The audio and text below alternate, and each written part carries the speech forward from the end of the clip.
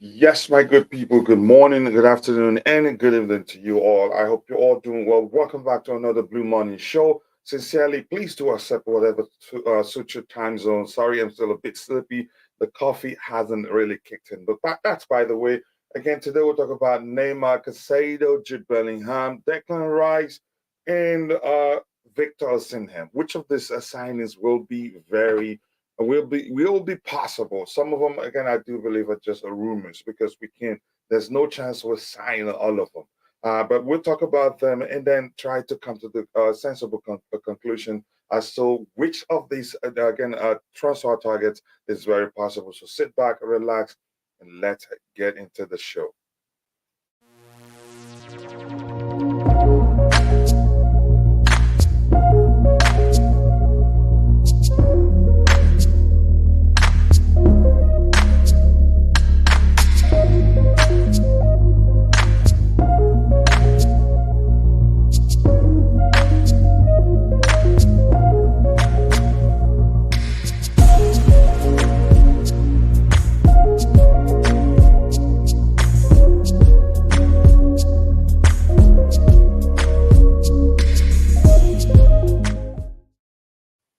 Yes, people, welcome back to the show. Thank you so much, guys. You people are absolute legends. Thank you for 28 likes already. Let's try and get it to 30, 50, 100, or maybe 200. I know it's usually, I don't know, we haven't grown to that measure where we can still pull off a 200, 300 when it's not the transfer window. But let's try it today. Let's try and get it to 200. It is possible only if you keep liking the stream while again, the moment you join the show. And I want to say again, the first thing I want to say again, hello to my friend and brother Liam Lane, who's not feeling well. Stay strong, brother. I know you'll pull through. And again, we'll wait for you whenever you're ready to join us. But more importantly, get healthy.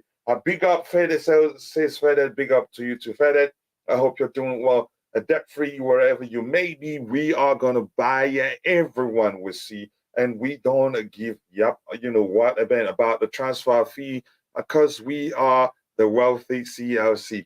Well, the wealthy, and I know you're joking. I know you know fully well there are rules in place. I know you know fully well that we cannot just spend how much we want and however we want it. But I get it. Again, yeah, I joke about that too. We're rich. Again, barring the financial fair play rules, we can sign every player we want to sign.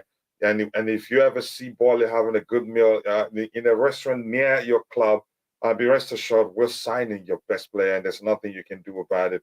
Yep, so I agree with you, but that's by the way.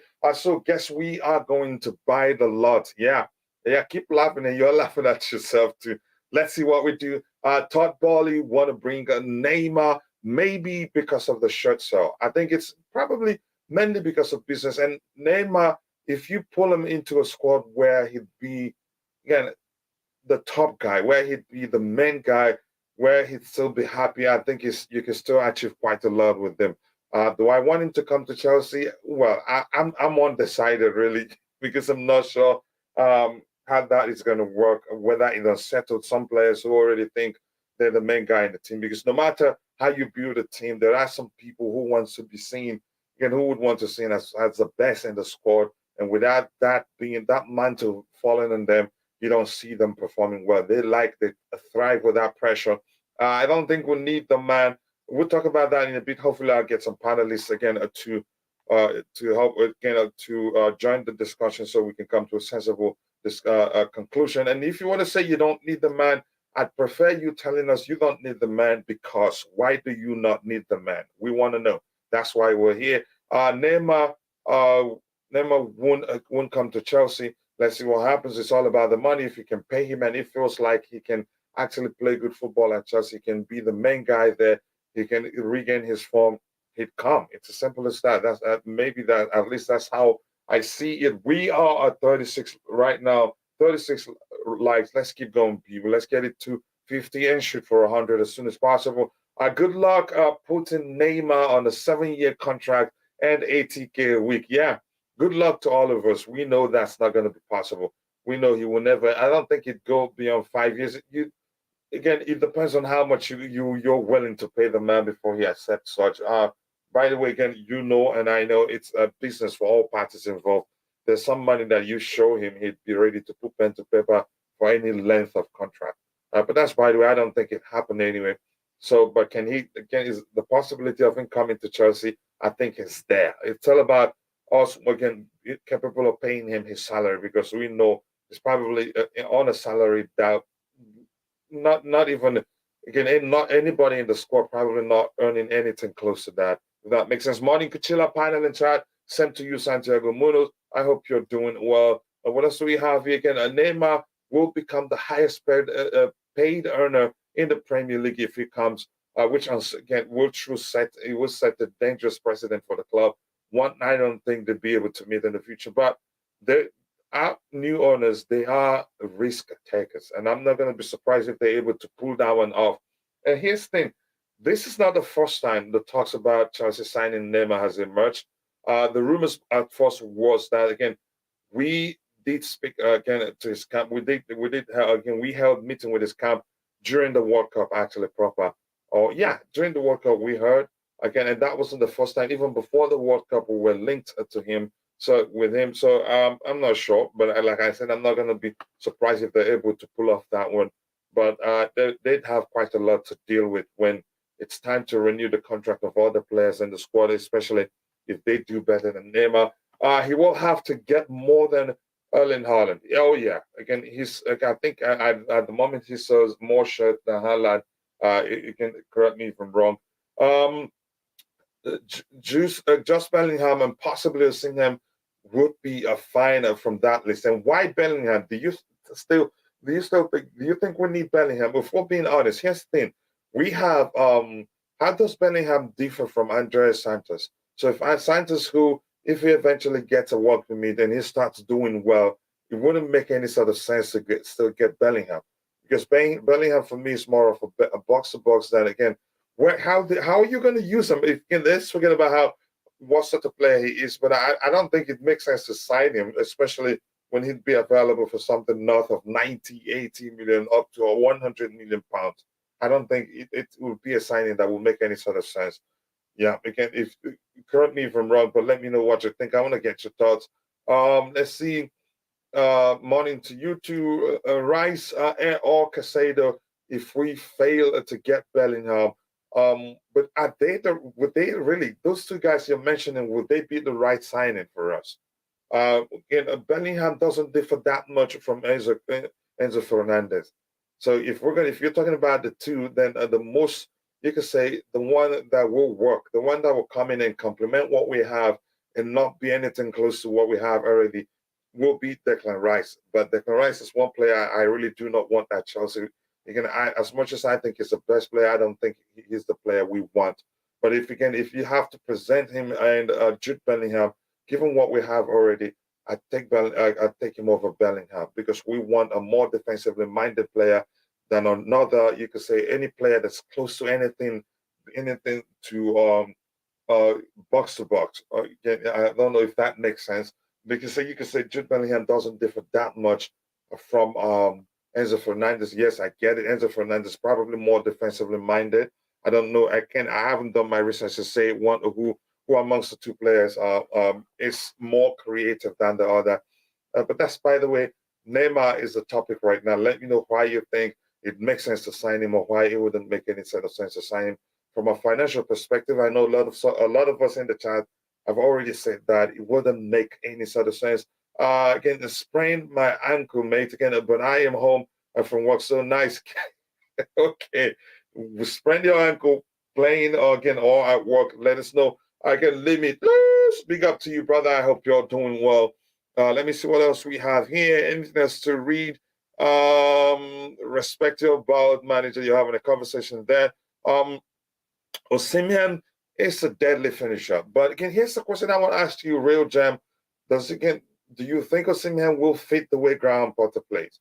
We're talking about a manager who, for a reason we don't know, there's a chance they may be fearing that he could become a bad apple in the dressing room. I'm talking about what's his name? I'm talking about Aubameyang. He left him out of the Champions League squad. You could say, which is the most important competition for us right now. The only chance we have to win anything this season. You could argue also the only chance we have to again to win the Champions League and then be part of the next edition of the competition, because we're not sure we're going to make it into top four. So he left Aubameyang out of the squad. We have that Fofana, who's quicker than Aubameyang at this point. At this point of Aubameyang's career, quicker than Aubameyang. You could say even a better dribbler than Aubameyang, which means he's more equipped to be even when you deploy him as your stereotypical striker, he still be able to drop deep and participate in a fluid approach. So I don't know whether Osimhen will be his sort of a striker. So if Osimhen comes, most definitely he'd have to make adjustments to accommodate him. The story will not be different from what we witnessed from Thomas Tuchel getting Romelu Lukaku for Thomas Tuchel, because Thomas Tuchel and, if we're being honest, Thomas Tuchel and Graham Potter, they don't differ that much. They're both into using wingers in the wing back position, and in most cases, it prefers playing at least from what Thomas Tuchel did at Chelsea, prefer using a three at the back structure to accommodate more attacking players, which often results to them playing the wingers in the wing back position. So they don't differ that much, and they don't differ in the sense that they both prefer a more fluid attack in front than having a traditional number 9, if that makes sense. So that's why, as much as I think Osimhen is a fine player, I don't think he suits Graham Potter's approach to the game. Chelsea 600 million down the drain. I wouldn't say that. I get your concerns. It's too early to say that. I think they still click. Even if you don't like Graham Potter, I think we have a very good squad, which will take time to gel and start firing and all cylinders. How many more players you need to buy again to start winning? I'm not going to get into that. And I don't know why you sound like you're not a Chelsea fan. And I think you've told me you are. If not, you let me know. I don't want Neymar. He will break our salary structure. One, that's a very, very important point. He will most likely break the salary structure, which again sets a dangerous precedent. And if you get him and pay him what he wants, if at the end of, again, when it's time to renew the contract of other players and they feel like they've done better than Neymar for the club, then you'd have to pay them something close or even more. So it's setting a dangerous precedence. We literally smoked La Liga best team. You guys played well. It was a good game. Again, 2-2 draw. Again, when did you play not Real Madrid? Again, they played Barcelona. Barcelona at the moment, you could say the best team because they're top in the La Liga table. Correct me if I'm wrong. Let's see what else we have here. Bellingham is a bit overrated. Again, some people think that. But again, who amongst this list would you say again you think Chelsea will be able to sign? Because I don't think there's that possibility for us to sign all these players. But at this moment, we're talking about Neymar, and I don't think it's a signing that would make sense. It will create a whole lot of issues in the long term for the club. Let's see what we have here. Again, let's sign a Paulinho from Fulham. He is a better sitting DM, cheaper, and we can have enough money to go for Osimhen. Here's the thing. Why are we really calling? I think a lot of Chelsea fans are calling for the club to sign Paulinho from a single game. If we're being honest, tell yourself the truth. Isn't that the reason where you watch them up close and say, maybe this is the guy we need? I'd rather really, if we're going to, here's the player out there that I think, he's not your stereotypical defensive midfielder. It's Ismail Benessa of AC Milan. He's so equipped. He has good vision, good passing range, can score good goals whenever he's closer to the final third, and he doesn't shy away from taking shots. He puts in good tackles, very clean tackles. To me, he's the guy. And I get it. The argument that he's renewed with AC Milan, but his buyout clause is 15 million euros, which means we get him around, you could say 40 plus a million pounds. That's cheap, given the quality of the player in question, if that makes sense. But Toney, I would take Toney. But here's the thing: I think the club will, for Ivan Toney, the club will be paying attention to his, you could say, gambling. I wouldn't call it a scandal at this moment because until proven guilty, he's innocent of whatever he's been accused of. But let's see what happens. What the club does, and to me, I'd rather Toney over Osimhen. Osimhen will be more suitable to a manager who still prefers and cherishes a traditional striker.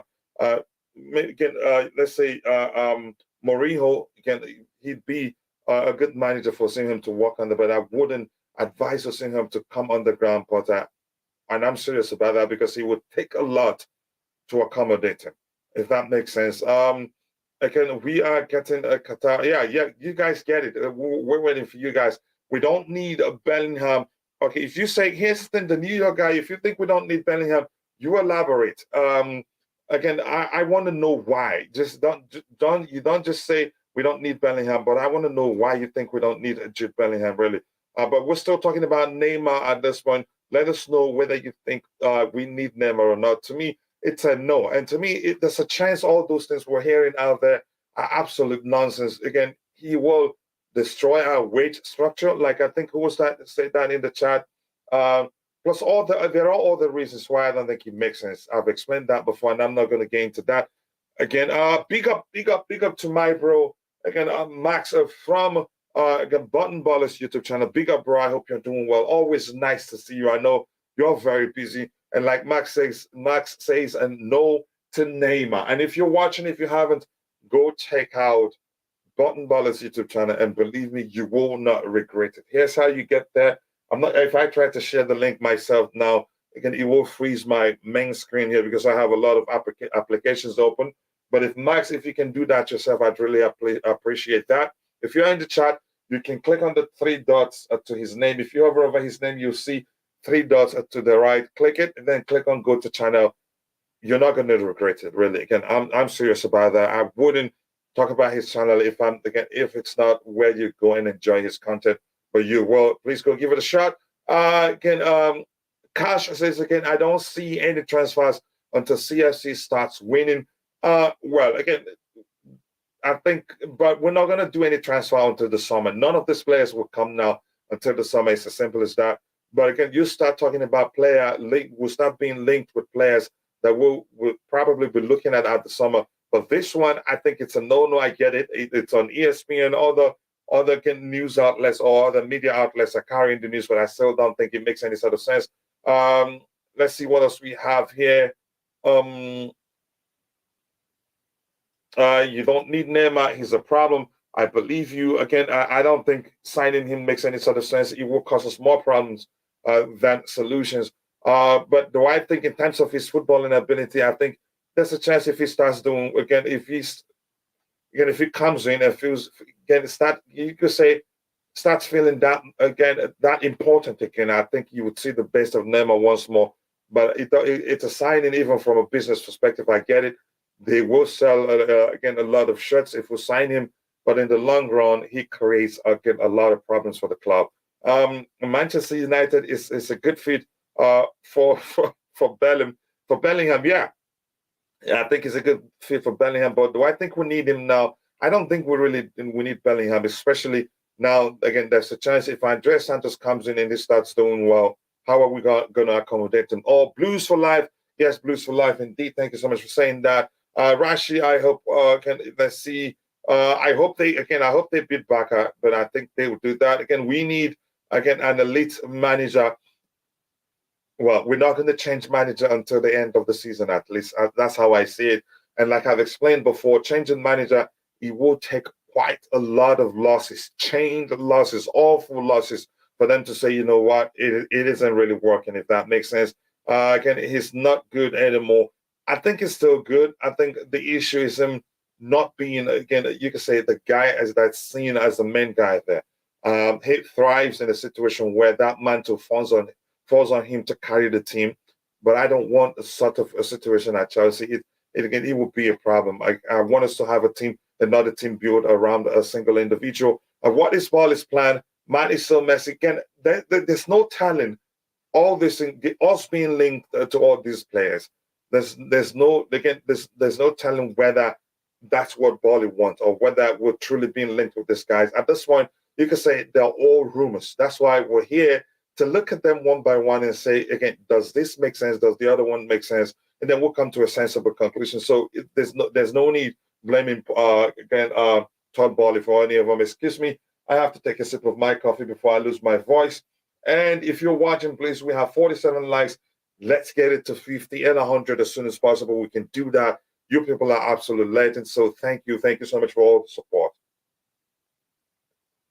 And we're shooting for, again, we're shooting for 10,100 subscribers. Let's get it there as soon as possible. Right now, we're 10,064 subscribers. Neymar prefers poker. You could argue that he's Caicedo and Osimhen. Why, again, Caicedo, do you still think we need him? That's, again, maybe by the end of the season. I think whether we go for Caicedo depends on how well, what's his name, Andres Santos does. If he comes again, if he gets his work permit and starts firing on all cylinders, then yeah, we'd get him. Would never go for Caicedo again. Caicedo is a business that doesn't make sense at this point. First of all, Arsenal went in for 70 plus million pounds bid and it was rejected, which means, again, for us to convince Brighton to sell, we'd have to outbid Arsenal. And I think Arsenal signed in Jorginho on a short time, which means, again, to me, means they still go back for Caicedo. So, and I don't think it makes any sort of, it will make any sort of sense for us to pay anything beyond 60 or close to 70 for Caicedo. We don't need him, especially if Andres Santos comes in and he starts doing well. And if N'Golo Kante extends, then we shouldn't be in a hurry. Or if we decide to keep, what's his name, Denis Zakaria, then it wouldn't make any sort of sense to go get Caicedo. And Kimso, big up, brother. Again, Tyler Adams, I would take Tyler Adams too. He's very young. He fits the profile in terms of, from a, you can say, his age perspective, in terms of the age range that we're looking for the project. Yep, I would take Tyler Adams if that makes sense. Give me 1 second here. I'm not going to read everything, so in a bit, I'm going to skip to the next topic. But yes, again, we're talking about Neymar right now. So if we can talk about Neymar, I will get your comments. I want to know why you think we shouldn't, or we should, why we should. You think we should get Neymar? And then I will read your comment. Again, Lukaku will cook with these players. Again, no, I don't think he will cook. He will create a much more, again, a bigger problem for Graham Potter than he can solve. I don't think Lukaku is what we need now. Do I think the possibility is there? The possibility is there, but he again, Graham Potter need to adjust the way he prefers his team to play. He prefers a more fluid attack, and with Lukaku, I don't think you'd have that. You'd have one man who's not capable, who's not the best in terms of his ability on the ball, which creates a problem. Again, I'm not going to go into how he became, again, when everybody was calling for the club to sign him, he came and he became a much bigger issue than a solution. So just let's move on from Lukaku, please, and talk about Neymar right now. Caicedo or Florentino Luis are from Benfica. Benfica again? You want us to go to them again? Yeah, again, Santiago, again, just having a conversation there. Big up to you too, again, Bobby. I hope you're doing well. Yes, people, keep dropping the likes on the stream if you haven't. Let's get it to 50. And plus, again, let's shoot for 100 as soon as possible. If you're watching, thank you so much for finding the time to join the show. And big up, Coach, again, Lukaku could thrive with the players that we currently have. That's a different, again, argument altogether. But will he be a good fit for the manager? I don't think so. That's where my argument comes in. The manager, would have to, again, adjust the way he likes to approach the game to accommodate Lukaku, just as Tuchel needed to do that, and he didn't want to do that. Lukaku is the guy, if it comes, you have to build a team around him for him to thrive, and we don't want that. It's simple logic, really. If you build the team as around a single individual, once that individual is played, it's played out of the team, out of the game, you're done, because you can't do otherwise. And he's on a huge salary. I think the club will be better off again doing away with Lukaku than keeping him. Chelsea's biggest problem is, again, Graham Potter. I feel sorry if that's how you see it. Enzo needs a Zakaria next to him in the 6 role, not RLC.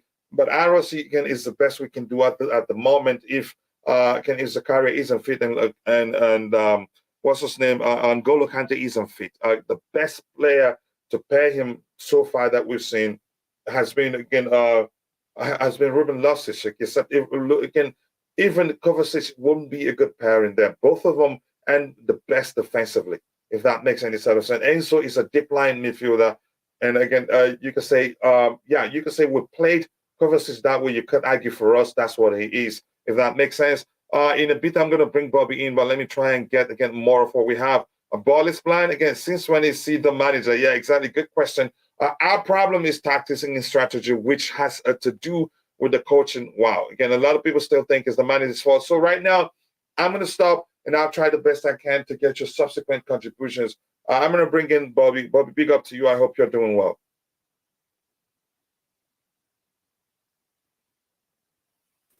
All right. I'm going to Yeah, come. big up, coach. Okay, big up to you. Again, I hope you're doing well. Thank you so much for finding the time to join the show. Here we have this report. First, I thought, again, for ESPN to carry it, again, there's something to it.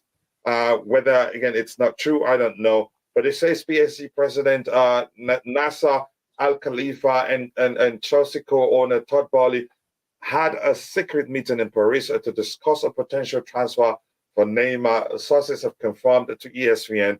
So, which means something really, a meeting did take place. And how do I know? Again, that's a chance.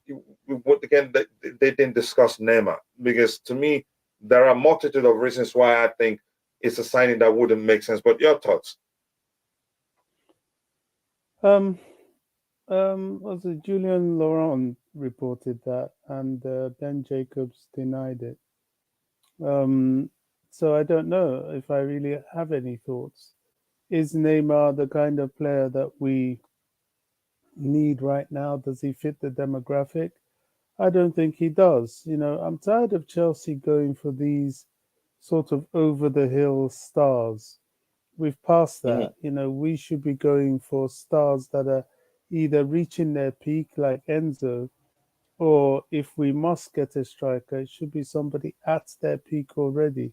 However, strikers that are at their peak are incredibly expensive. So it should be somebody approaching their peak, someone like Fofana or anyone else in the market. I don't think, Neymar is not the kind of player who I think is already 31, with his lifestyle is going to offer any longevity.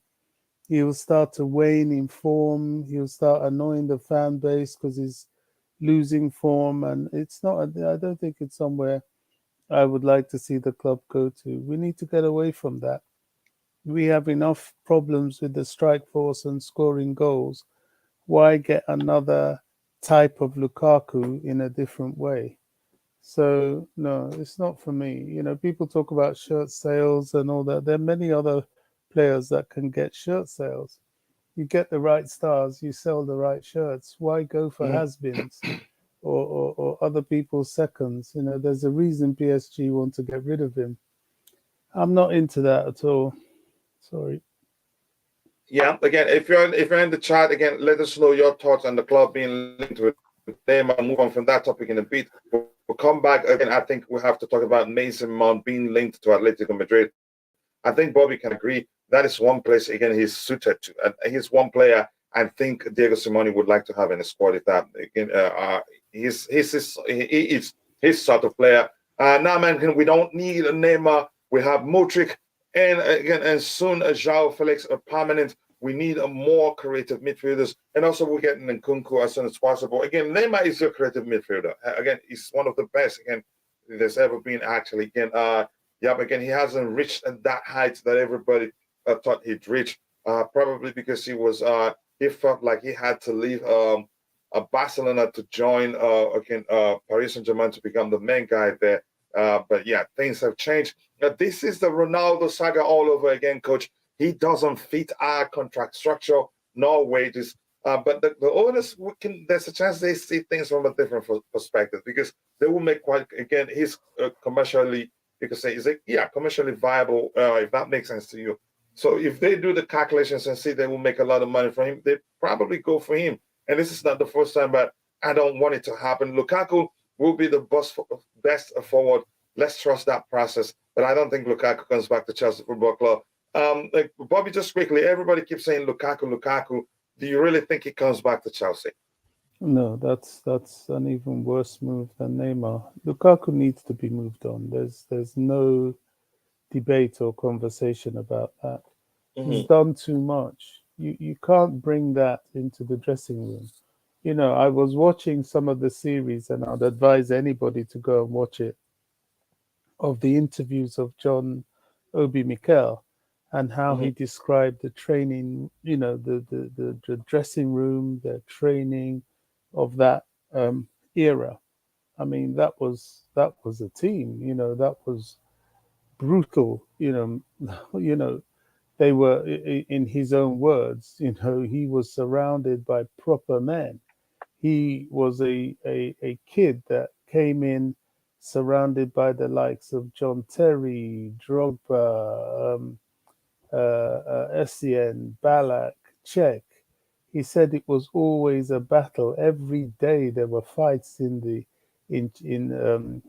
training, because each of them were competing brutally to start and brutally to be the top dog. Lampard, and you forget how young Mikel was then. He was just a wide-eyed kid, and he was making it into the team. He spoke about Hazard and his not training, and he really gave us a lot of insight.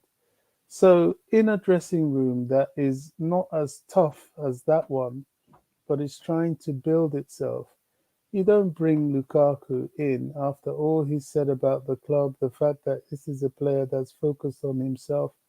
Yeah, he may give the appearance of being a team player, but if things don't go his way, he spits the dummy out of the plan. It's an absolute no. And as for this thing you've mentioned about Mason Mount, Yeah, sadly, the club needs let's. to Yeah, go ahead. work But on. if you Let's want not be to start afraid from of that right this. now, go Either we talk or we don't. It's not a crime. You don't have to be afraid of people No, no, because no. I have it we've sort lined of up, and we're created still this talking about fear. not Neymar. That's the argument. I'm not saying we shouldn't talk about him. We have it lined up But for you later now, right now. mentioned But go ahead. you You get my mentioned point him. I now. mean, the guy. Mhm. Yeah, yeah, but the club is clearly, I know people will expand upon this, but the club is clearly preparing the way for if he's not going to be here. I agree with you. I think Atletico is the perfect place for him. One, Mhm. for the culture and of the Premier League. If he goes to somewhere like Liverpool, there'll always be this bitterness towards him. Does he want that? And two, it's time our English players started broadening their horizons. I don't think they play in foreign leagues enough, unless when they're underage and they're trying to get game time and build up their career. I think when Mhm. they're established stars, they should go and conquer leagues like the Spanish league. Um, Definitely. So I think that will be a good move for him if he's going to move. And I think the way things are going, it's quite possible. Yeah, thank you so much again. We'll come back to that again once more. Let me give those in the chat again a bit of audience. Again, Missy Abdul says again, please Lukaku against Lukaku stay as far away from my club as possible. I don't want him at Chelsea. I think a lot of us don't want him. As in Kachila, you will take a Tyler Adams, but not. No, I'm just saying the price is where my attention is. The cheaper of the two, I'll take. I'll take Caicedo. I will take again Tyler Adams. But overall, my first choice is actually Ismail Benessa of AC Milan, which I think is a better player than the two of the players we've mentioned, because he's more than just your stereotypical DM, if that makes sense. Yeah, so I never said I would take Tyler Adam over Caicedo. In terms of price, I'll take any of them that comes cheap, not the price. If that makes sense, not really the name. Yeah. But that makes sense. Again, I hope that makes sense to you. What about a Dusan of Vlahovic in the attacking area? I don't think we should be going for any number 9, really. Broya will still come back. I still trust he will be okay. Maybe again, if the club don't feel like he'll be okay, but I think he will be. He's still very young. Usually, again, at a certain age, that's when it's difficult to recover from. But we still have that for Fofana. We still have Kai Havertz, who often plays in a fluid approach again, where, and I think Graham Potter will play him mainly there. If that's the case, especially if we end up keeping Joao Felix, if that makes sense. But let's see again. The club we've been linked to him, but it doesn't look like we're really serious about getting Vlahovic. Let's see again. Did I miss anything from Izuchukwu? Yeah, Izuchukwu. I did see you had some comments there. Maybe I did not call your name. I know the meaning of your name, so I would like to see again. Abba Izuchukwu, if we can get Declan Rice in our DM and get Osimhen as our striker, we are good to go. Then you're talking about you need another manager. I'm going to keep arguing that. I don't know how to explain it because again, Graham Potter doesn't play with traditional number nines. I don't know how else to explain that. You can say Osimhen is that. As much as I love him and I know he's a good player, but I don't think he's the man. The beautiful game, big up to you, brother. He says again, a big up, coach. We already have assets, okay, at the club that will sort out all our on-field problems. If we just release him, his name is Graham Potter. Okay, there you go. Again, but big up to you. More importantly, I hope you're doing well, brother. Thank you so much for finding the time to join the show. Guys, Lukaku doesn't want to be at Chelsea, and he said that too. So if you're calling for the club to bring back Lukaku, you should also consider the fact that Lukaku himself has said openly he doesn't want to come back to Chelsea Football Club. He'd rather go somewhere else, and he's willing to take a pay cut. But period, he doesn't want to come to Chelsea Football Club. Why would you want such player at the club? He clearly has created the environment where we have no option than to sell him because he'll become toxic. Lukaku thrives if he comes in and he's the main guy, and that will not happen at Chelsea. He's gone back to Inter Milan. He's not able to replicate the form he showed before we signed him, and that's because he's no longer the main guy. And the two of his chief creators, again, you could say, first of all, Achraf Hakimi has left Inter for PSG.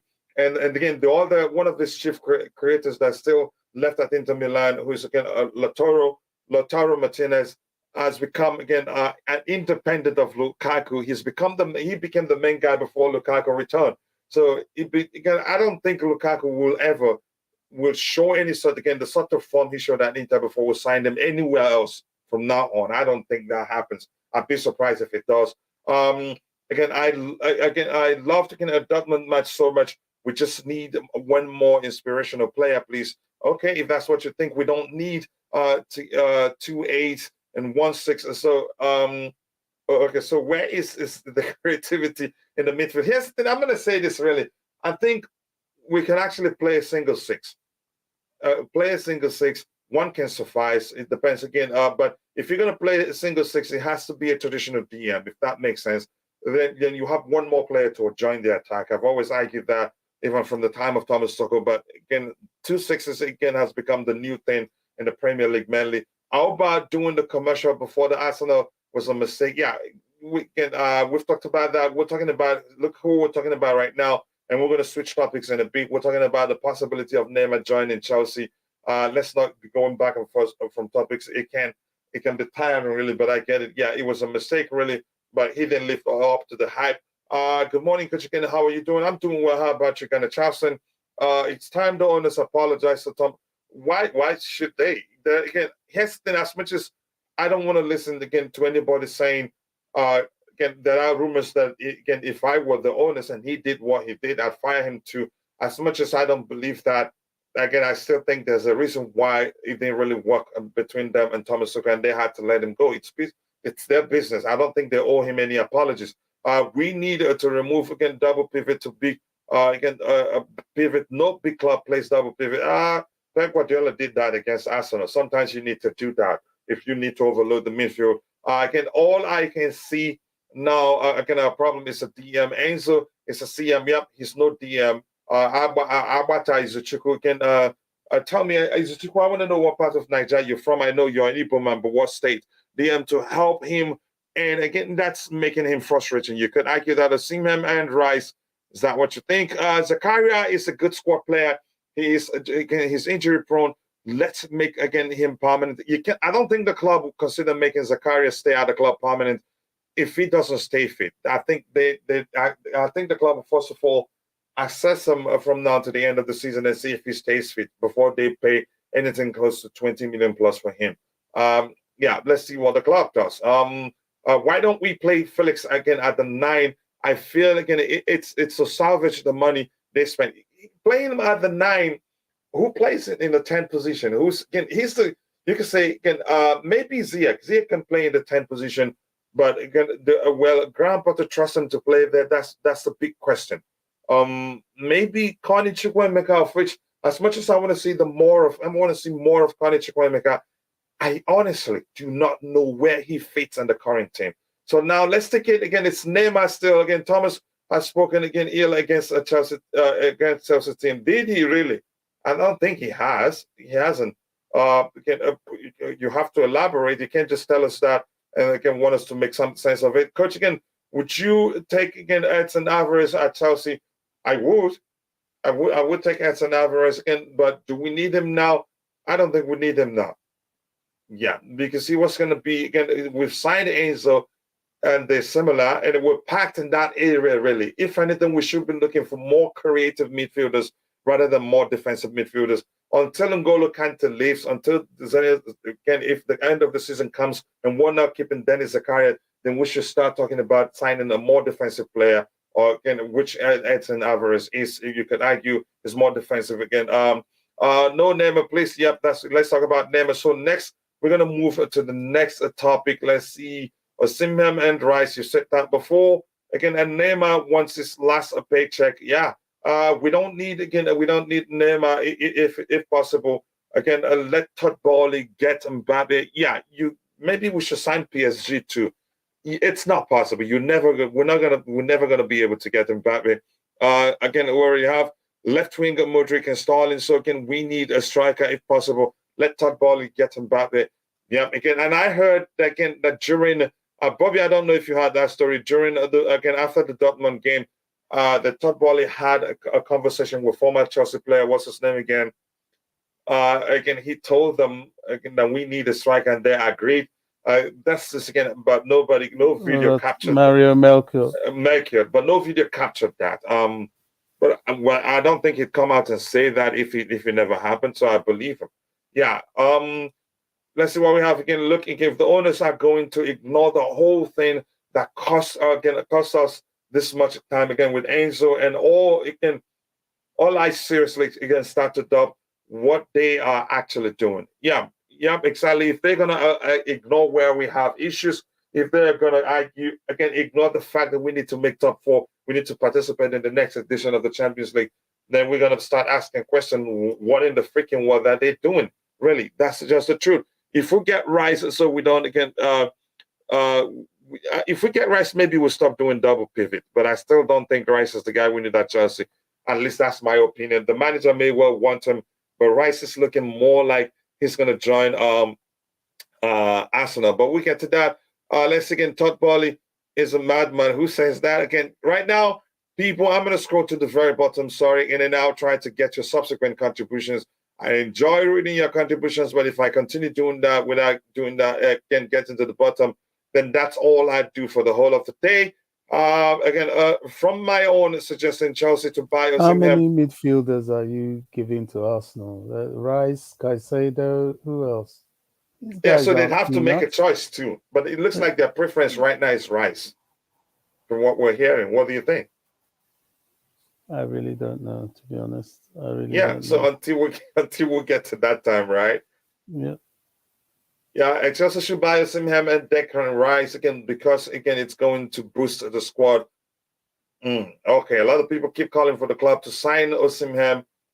Yeah, it's going to be it's not going to be easy, really. Again, he comes for 100 million euros, and are we gonna? Do you guys really think we'll be spending that much money? If we have to do that, we have to prioritize our targets.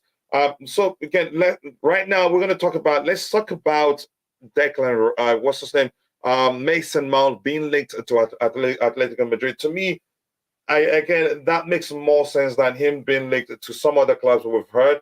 Like for instance, what was the other club we heard? It's some other to our other players being linked.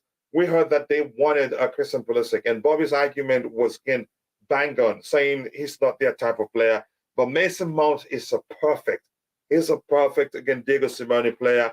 The question remains: do I think he'd leave the club? I don't know, but I'd say this: given again he doesn't have much left on his contract, it'd be very, very difficult for Chelsea to offer him anything that will be close to what he'd get if he leaves the club, even as a sign. Especially if he gets to leave on a free, because usually when the players have doesn't have much left on their contract, usually it's difficult to get them to extend, because they are in a better position in terms of negotiations, if that makes sense. Let me see again. Kachila, we don't need more creative midfielders. We have enough when Nkunku joins. Maybe, yeah, that makes sense. I don't think we need any more creative midfielders. Then the question now is what sort of player do we need now? You can say in the midfield area, a more defensive, defensively minded player.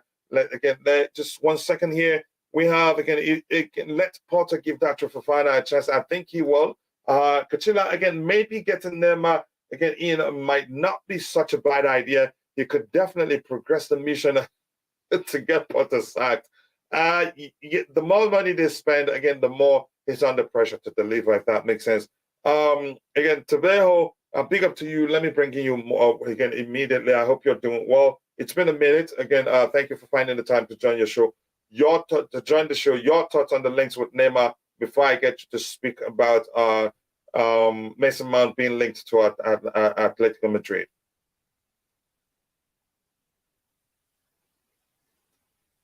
Yeah, big up. Can you hear me? Yeah, crystal clear. Big up. But it looks like you hear whatever I say late. But go ahead.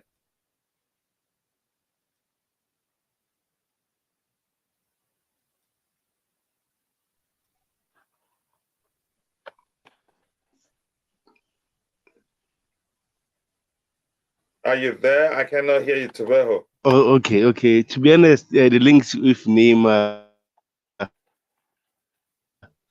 he's a good player, but again, my issue with Neymar is here is an injury-prone player. Also, so it's going to cause a lot of problems in a dressing room from my side. And again, can Grandpa manage a big player like Neymar? We don't know yet. So it's going to cause another trouble with Neymar under Porter. But for peaceful sake, I hope this deal don't happen. Mm-hmm. How about the Mason Mount links to Atletico Madrid?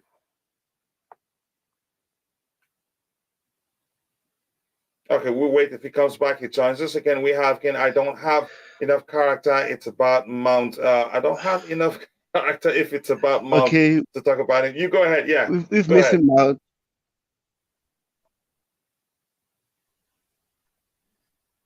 Yeah, with Mason Mount. To be honest, I feel like Mason Mount's gonna stay at Chelsea.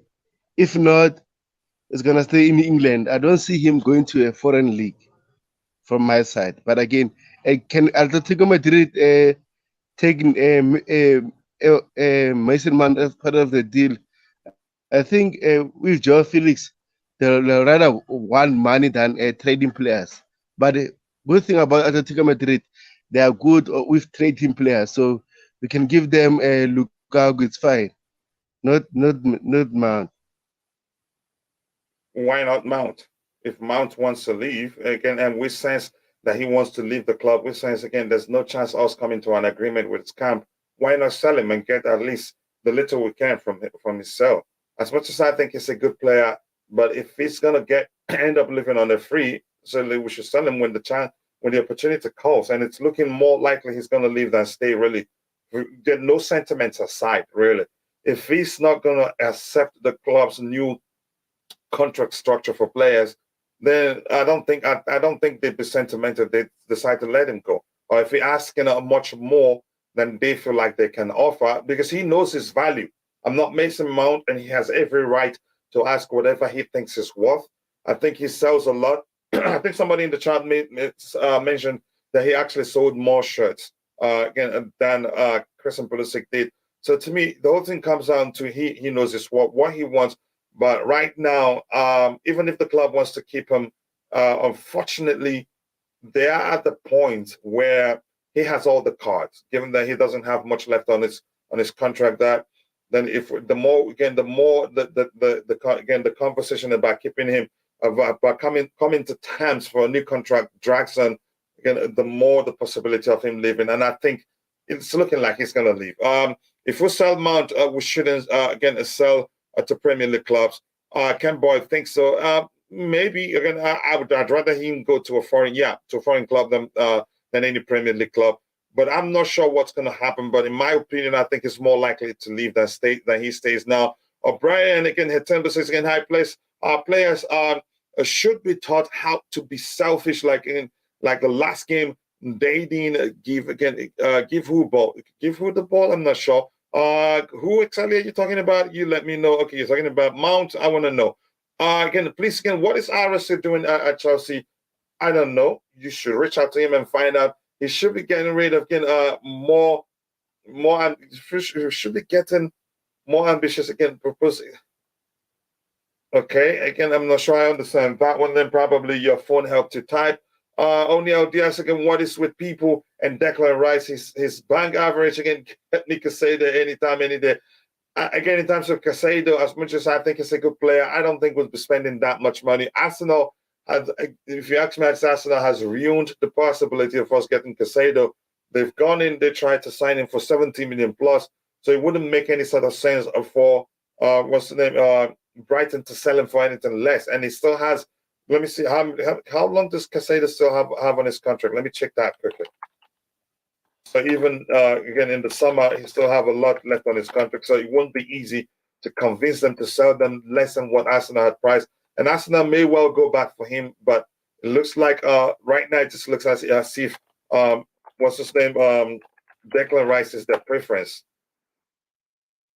Again, if you're watching, people, if you haven't, take a second, drop a like on the stream and subscribe to the channel. If you haven't, we have 64 likes. Let's try and get it to 100 as soon as possible. The likes do go a long way. So let me do Caicedo transfer market and see how long he has on his contract there. That will help us understand again probably whether I would be able to get him for cheap. Again, it's simple. Mason Mount, again, someone who came through the academy, the loan spells, came back and again went on loan spells to a Dutch side, and then under Frank Lampard in the Champions League and won the Champions League. Again, he came back and won the Champions League. Doesn't believe in Chelsea's future at the moment.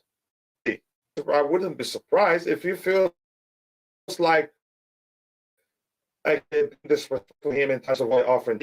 Maybe he doesn't believe in Chelsea's future. And for him to have been benched in 2 consecutive games, I wouldn't argue it's down to his form because Potter liked him, and we know how he likes to play him. His contract, again, Caicedo's contract expires, so they will not actually be in a hurry to sell him, if that makes sense. Let's see what else we have here. So I'm going to move on to that one. What else do we have here again? He's just, again, better for Lukaku to come back. Is that what you're saying? I'm not sure I understand that. Again, okay, what else do we have? The toxicity has reached the players, not just Twitter. Again, I bet those trolls are training pigeons to deliver emails. Here's the thing, I think it got to him because at one point I witnessed him blocking people from, again, viewing his Twitter feeds and all that. So that really, so I do agree with you that, yeah, it has gotten to him, if that makes any sort of sense. Yeah, again, Caicedo is raw. You can argue that again, and I'm still saying I don't think we'd go for Caicedo because the whole thing depends. Us going for Caicedo to me depends on how well what's his name, Andreas Santos does by the end of the season, because we have enough sample to say, okay, maybe we should keep him and not send him out on loan. Again, and yes, again, he has massively dropped from, but don't tell me again, he forgot how to play football. That's the truth. You cannot argue that he's a good player, but a lot of people, once you start underperforming, to them, that again, they would take that again to be that player isn't good enough. We've seen that again. That's what Chelsea fans are very good at doing. Some buying players from Brighton. Chelsea, we have to be patient with Mason Mount. True, again, he's not informed because Kante is not available. Is that really what you think? Again, but beyond what you think right now, the truth remains, I think the whole thing comes down to whether he agrees on new contract or not. To me, the more it drags on, the more the possibility of him leaving the club. The fact that Atletico said they want cash, not player, for Felix should hopefully can wake Mount up from his delusion regarding his actual value. Again, take the 5K. Yeah, again, why not £5 really? but I know I'm not sure what you're saying there. Kachila, that price tag for Caicedo was because Brighton didn't want to sell again. He will be a lot cheaper in the summer. Okay, let's see what happens. If we get a striker in the summer, what will happen to Broya? And they'd still stay. We can have three strikers out of the club. It doesn't hurt to do that. Again, Juventus have decided to sell Denis Zakaria at the end of his spell at Chelsea. Well, we had enough. I know we have an option to buy, to sell it to us. If that's the case, then we have an agreement in place. We have an option to buy. So maybe, do you mean to sell to other clubs, or maybe we've decided not to keep him? I'm not sure. Our problem is a DM and a striker. That is all I can say. And I always say imagine Man United last season without Casemiro, and check Man United this season with Casemiro. That is the work of a DM. You could argue that. So I'm going to go to the panel and say, first I have to say, big up to my bro and friend, Max from Burton Ballerz YouTube channel. Max, I hope you're doing well. Thanks so much for finding the time to join the show.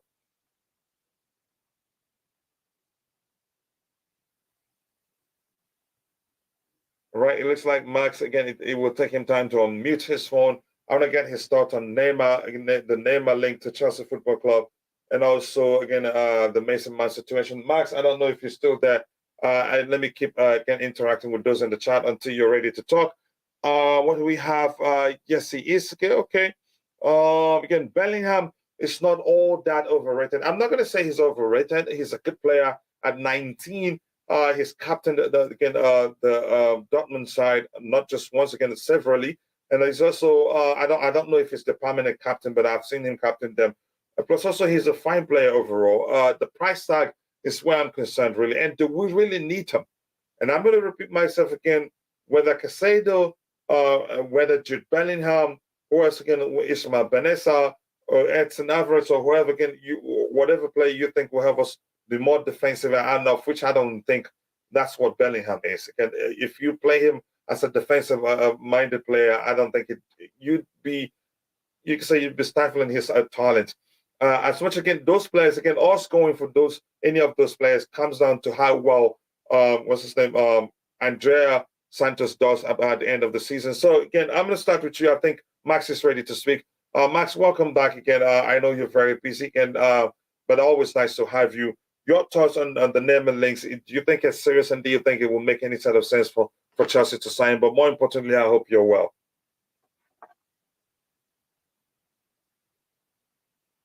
I don't know if it is me, but I don't think I can hear you, Max.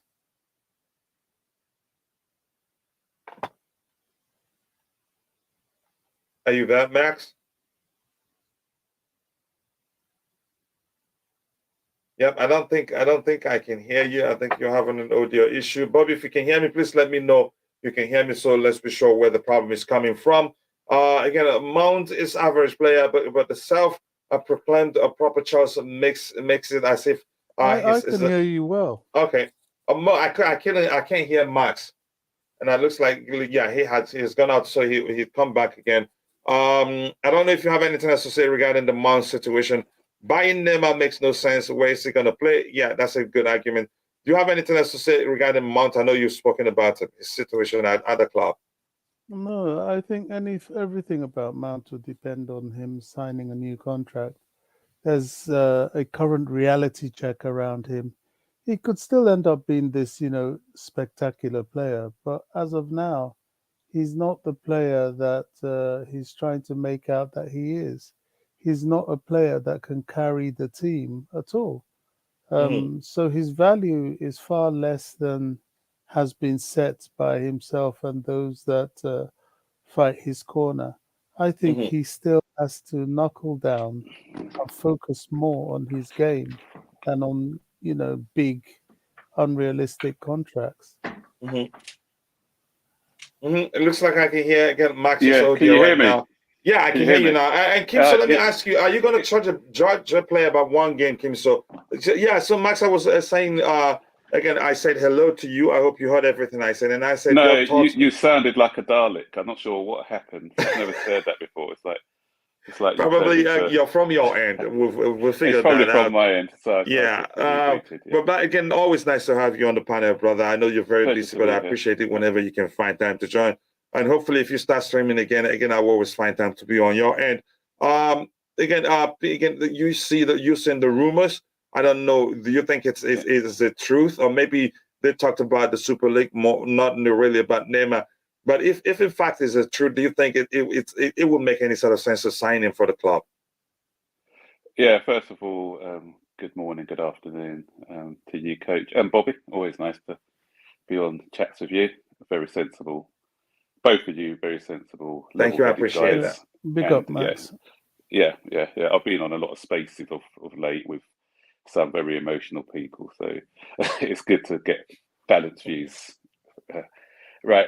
Anyway, the Neymar situation, I just feel it's a case of 2 + 2 = 5. Yeah, there probably was a meeting between Todd Boehly and the PSG president, but if you remember what happened with Hakim Ziyech, remember when his failed move to PSG, and then there were comments coming out from PSG saying they'll never do business. What was that? They'll never. What was the word term? Something the doors. But something to that effect. Yeah, that they will never deal with Chelsea again. Exactly. So the thing is, they're going to have players that we like. We're going to have players that they like in the future. So it'll be good for both of them to sort of patch things up, explain what went wrong, and to build on relationships again, for future deals. So I think that was the opportunity for them to have that meeting. So people naturally assume, see these two together, who they're going to be talking about. We've been linked with Neymar in the past, and so they probably said, yeah, to Chelsea for Neymar. It could have been to talk about the Ziyech deal, for all we know, to how they're going to move forward for that deal going forward in the summer.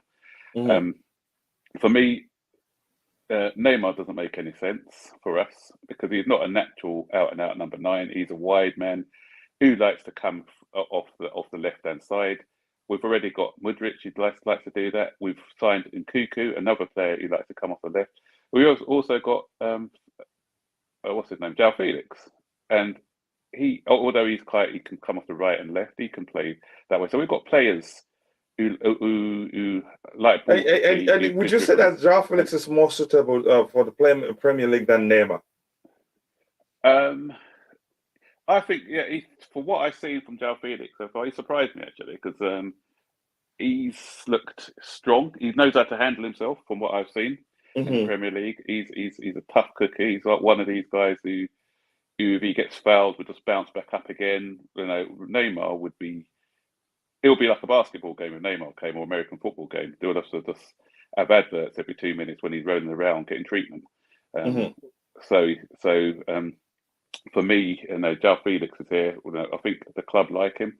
The club will want to build around him, from what I've been hearing. Neymar is 31 now. The wages are going to be astronomical. The only thing I see with the Neymar thing where we could benefit is through shirt sales and everything else.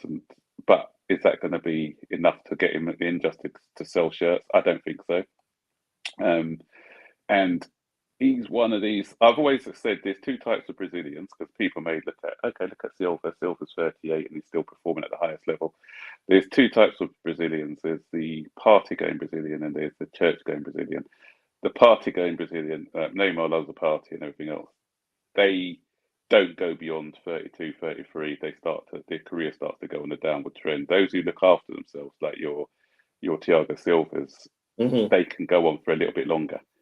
And different positions as well, because as a defender, you're not running around as much as you are. If you're with a defender, if you're with what Silva offers us is that quickness of brain. He may not be the quickest now, but he's getting into positions and everything else, so he doesn't need explosive pace. With a striker now, you need that bit of pace to get, especially in the Premier League where it's physical and fast.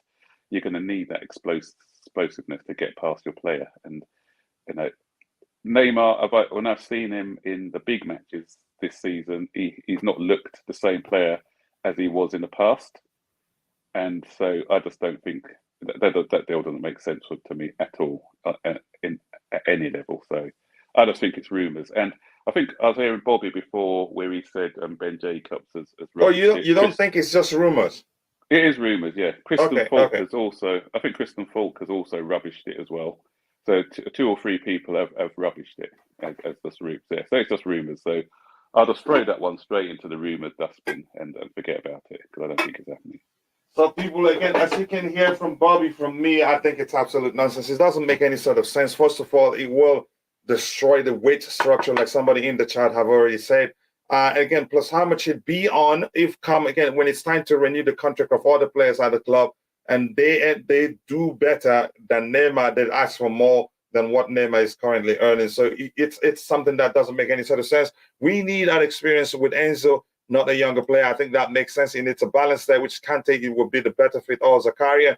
Age profile of Neymar and Kunku already coming in. We're going to buy Felix. Again, it makes no sense buying Neymar. That's why we're here to talk about. So that one is absolute nonsense. Rice, Bellingham, Caicedo, Neymar, again, are not the best for Chelsea. Yep, good argument there. Osimhen, yes, or any other striker. Osimhen, I still argue. I don't want another Lukaku situation to repeat. Declan, again, the doors, let's swap Neymar for Ziyech. Yeah, good luck, again, in terms of value of Neymar and Ziyech. Still, even at that, I don't think we'd do that. For me, it's if Neymar comes in, again, in the ball, again, it's really, Bolly is really playing FIFA. Yep, I agree with you. Chelsea have some problem like our attack, again, is very dull and lazy. I get it. You wanted to say lazy. Again, only problem with Joao Felix is that he's not dull. I don't agree with that. He's a quick player, from his he's a quick thinking player. Also, he's got good vision. Again, good passing range too on his day, but it depends on where you deploy him. Again, Neymar is finished. I wouldn't say he's finished. Again, destroy the like button, people. Yes, keep liking the stream, guys. Let's get it to 100 as soon as possible. And if you haven't, please take a second, go check out Matt's Burton Ballerz YouTube channel. More importantly, again, he's one of the best Chelsea YouTube channels you'd ever find. Very always factual. And I call him the Chelsea Encyclopedia. He knows so much about Chelsea Football Club. And believe me, you will not be disappointed. We have Mudryk installing in the left wing. No need for Neymar. I agree with you because I think Sterling stays too. Again, I'm going to bring you in quickly, Matt, since you haven't spoken about what do you think about the Mason Mount situation? It's becoming more interesting by the day.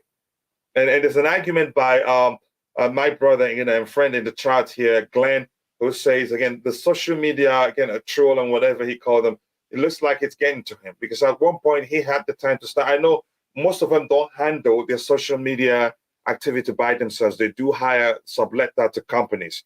So again, they started blocking, again, whoever, maybe him or somebody that's handling it for him, started blocking those that were talking about how bad he is. Again, he's been of late. For him to have time to do that, I think, again, it says a lot about his mindset. But overall, your thoughts on the Mason Mount situation? First of all, for those trolls who are constantly abusing Mason Mount, I just think it's just embarrassing for us as a fan base. We used to laugh at the likes of Manchester United and Arsenal's fan base and how bad they were. Our fan base are looking bad at the moment because I keep saying criticism is okay. It's all right to criticize people as long as it's constructive. I always, Mount's got his faults. He's not without criticism. There will be no growth. Exactly. The Mount's got his faults. And I think the problem is with Mason Mount. It's not Mason Mount the individual himself. I think you've got two fractions in the fan base. Ones who absolutely love him, who feel that he cannot do any wrong, and he's beyond criticism.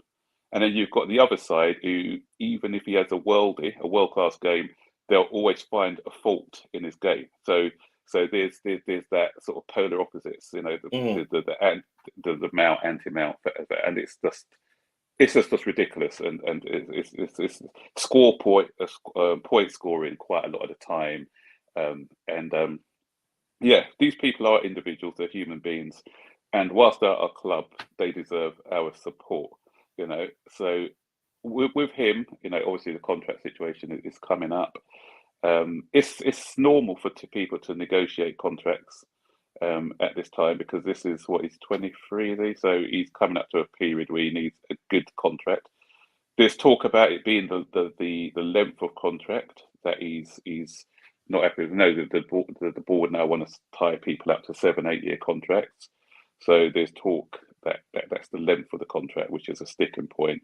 And not so much the money, because the way that the club are going to be looking at the wage structure now, which I've been calling for such a long time now, and I'm happy that they're doing it this way, where you get a base salary, then the rest of your money is made up in bonuses, and so if a player doesn't want that sort of format, then at the end of the day, is he really committed to the club? Because if you feel that you can meet these bonuses and you can strive to be the best, and bonuses are dependent on reaching top 4 or getting into cup finals and things like that, that will push you to do well. If you know that you can get a bonus at the end of it. Man City have used this model for the past few years, and you can see what it's done with their players.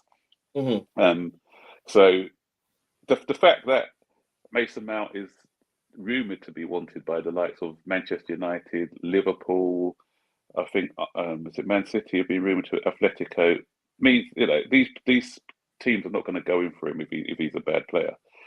He's a good player, but I think the club need to manage him better, and I think the club have to take some of the blame for his dip in performances, because he's been overplayed for me. When you think, he's been overplayed. Yeah.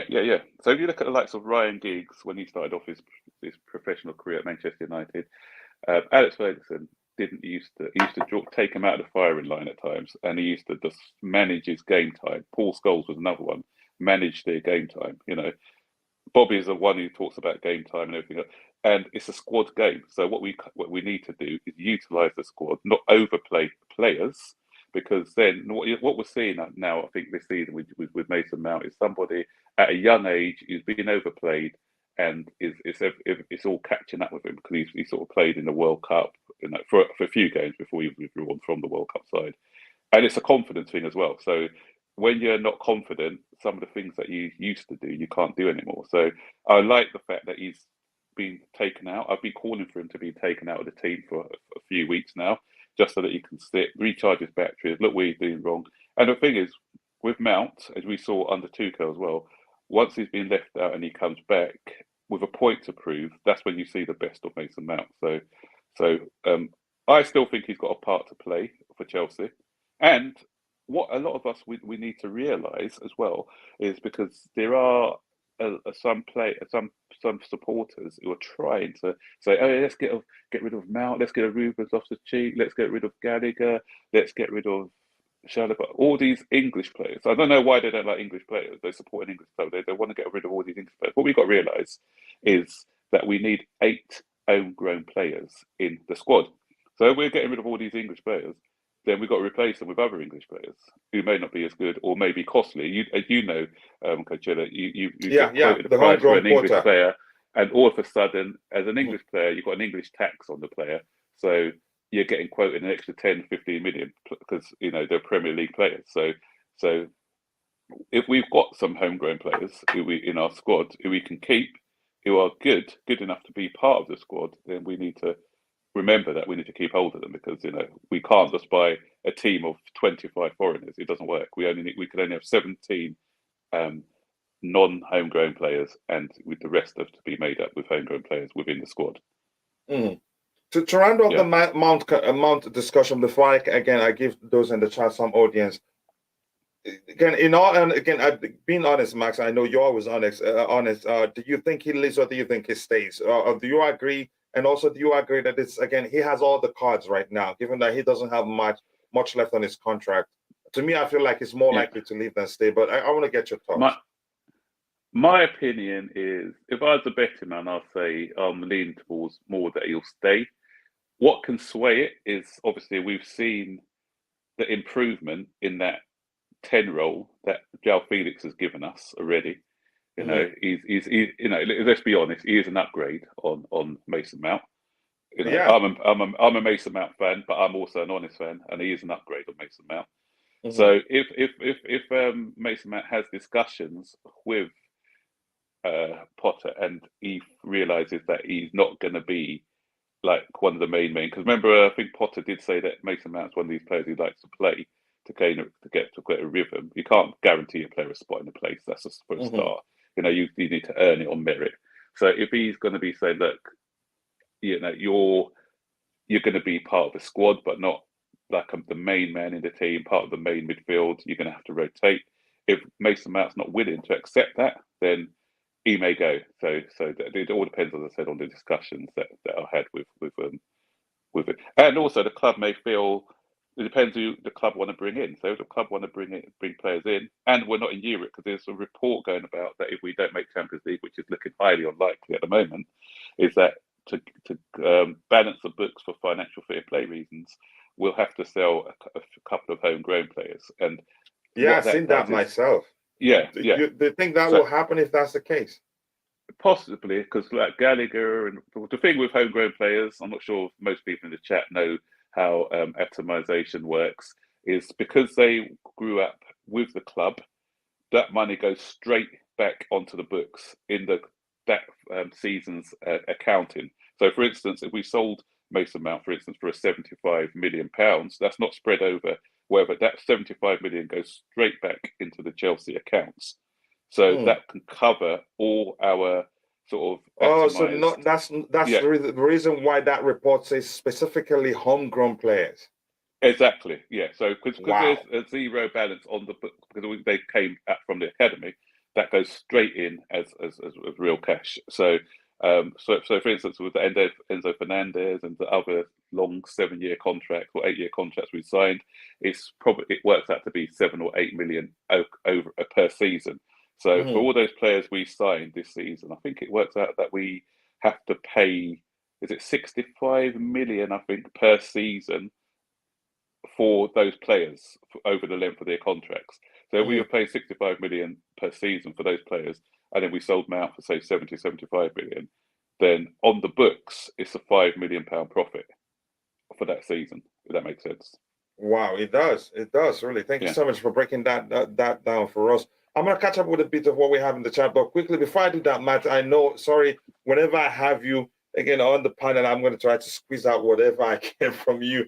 If you're going to use percentage to qualify the possibility of him leaving and the possibility of him staying, what would you say? To me, I think it's 50-50, but how about you? Yeah, I'm sitting on the fence as well, saying it's a 50-50. It can go either way. Yeah. As I said, it depends on the discussions that people are going to have and everything else. So, yeah. Yeah, I'll be back in a couple of seconds. So I'll just all right, no problem. It takes time to catch up with what I have in the chat. Kachila, how many midfielders do you think we need to cover a full season? I'd say again, at least just the same argument we've heard about again other areas. You could say at least 2 midfielder per position. If you're talking about the deep line midfielders, say again 2 of a Kovacic type of player, because we like to, in a way, the application of the 2-6s, which again we're going to be seeing lots and lots of the 2-6s approach on the ground. But one would have to be able to fulfill the hybrid of 8 and 6 role. One will be more defensively minded. So 2 of each type of midfielder that we need. That you could say you need that to go through the season without having a problem. Because if you have 2 of each, if one gets injured, the other one can come in and do a good enough job or even better job. Or again, if what's come to us, if 2 of them gets injured, then you can get one, and again a makeshift midfield of somebody that also plays in that particular position, but maybe again with a different application can still suffice in most cases. Will suffice in most cases, if that makes sense. But I understood you meant midfielders, so don't worry about that. Again, Kante, Lavia, Zubimendi, maybe Ruben Neves again would be a perfect fit for Enzo. Ruben Neves, yeah, maybe Ruben Neves. But you need a much more defensively minded, because as much as I know Enzo is a CM, or maybe you can call him again a deep line playmaker, I think he needs to play with somebody who will be more disciplined, while he has the independence to be more adventurous. I think you get more out of him, because he's got eyes for goals. Plus he will do more if you give him the independence to be more adventurous on the pitch, if that makes sense. You guys, again, we are going to be fine very soon. I believe that too. Faustino Cabwe, again, if you're watching, if you haven't We need 24, just 24 more likes to get it to 100 likes. Let's see if we can get it to 200 today. You people are absolute legends. So thank you so much for all the support. Chelsea other way again, abusing a player is 100% wrong. Yet I couldn't agree more. But those who are saying don't abuse Mount tend to abuse again other players. Double standards and again hypocrisy. But I know you know quite well. Not Max, but I know what you're talking about. There are lots of people out there again who always come again saying. Lucky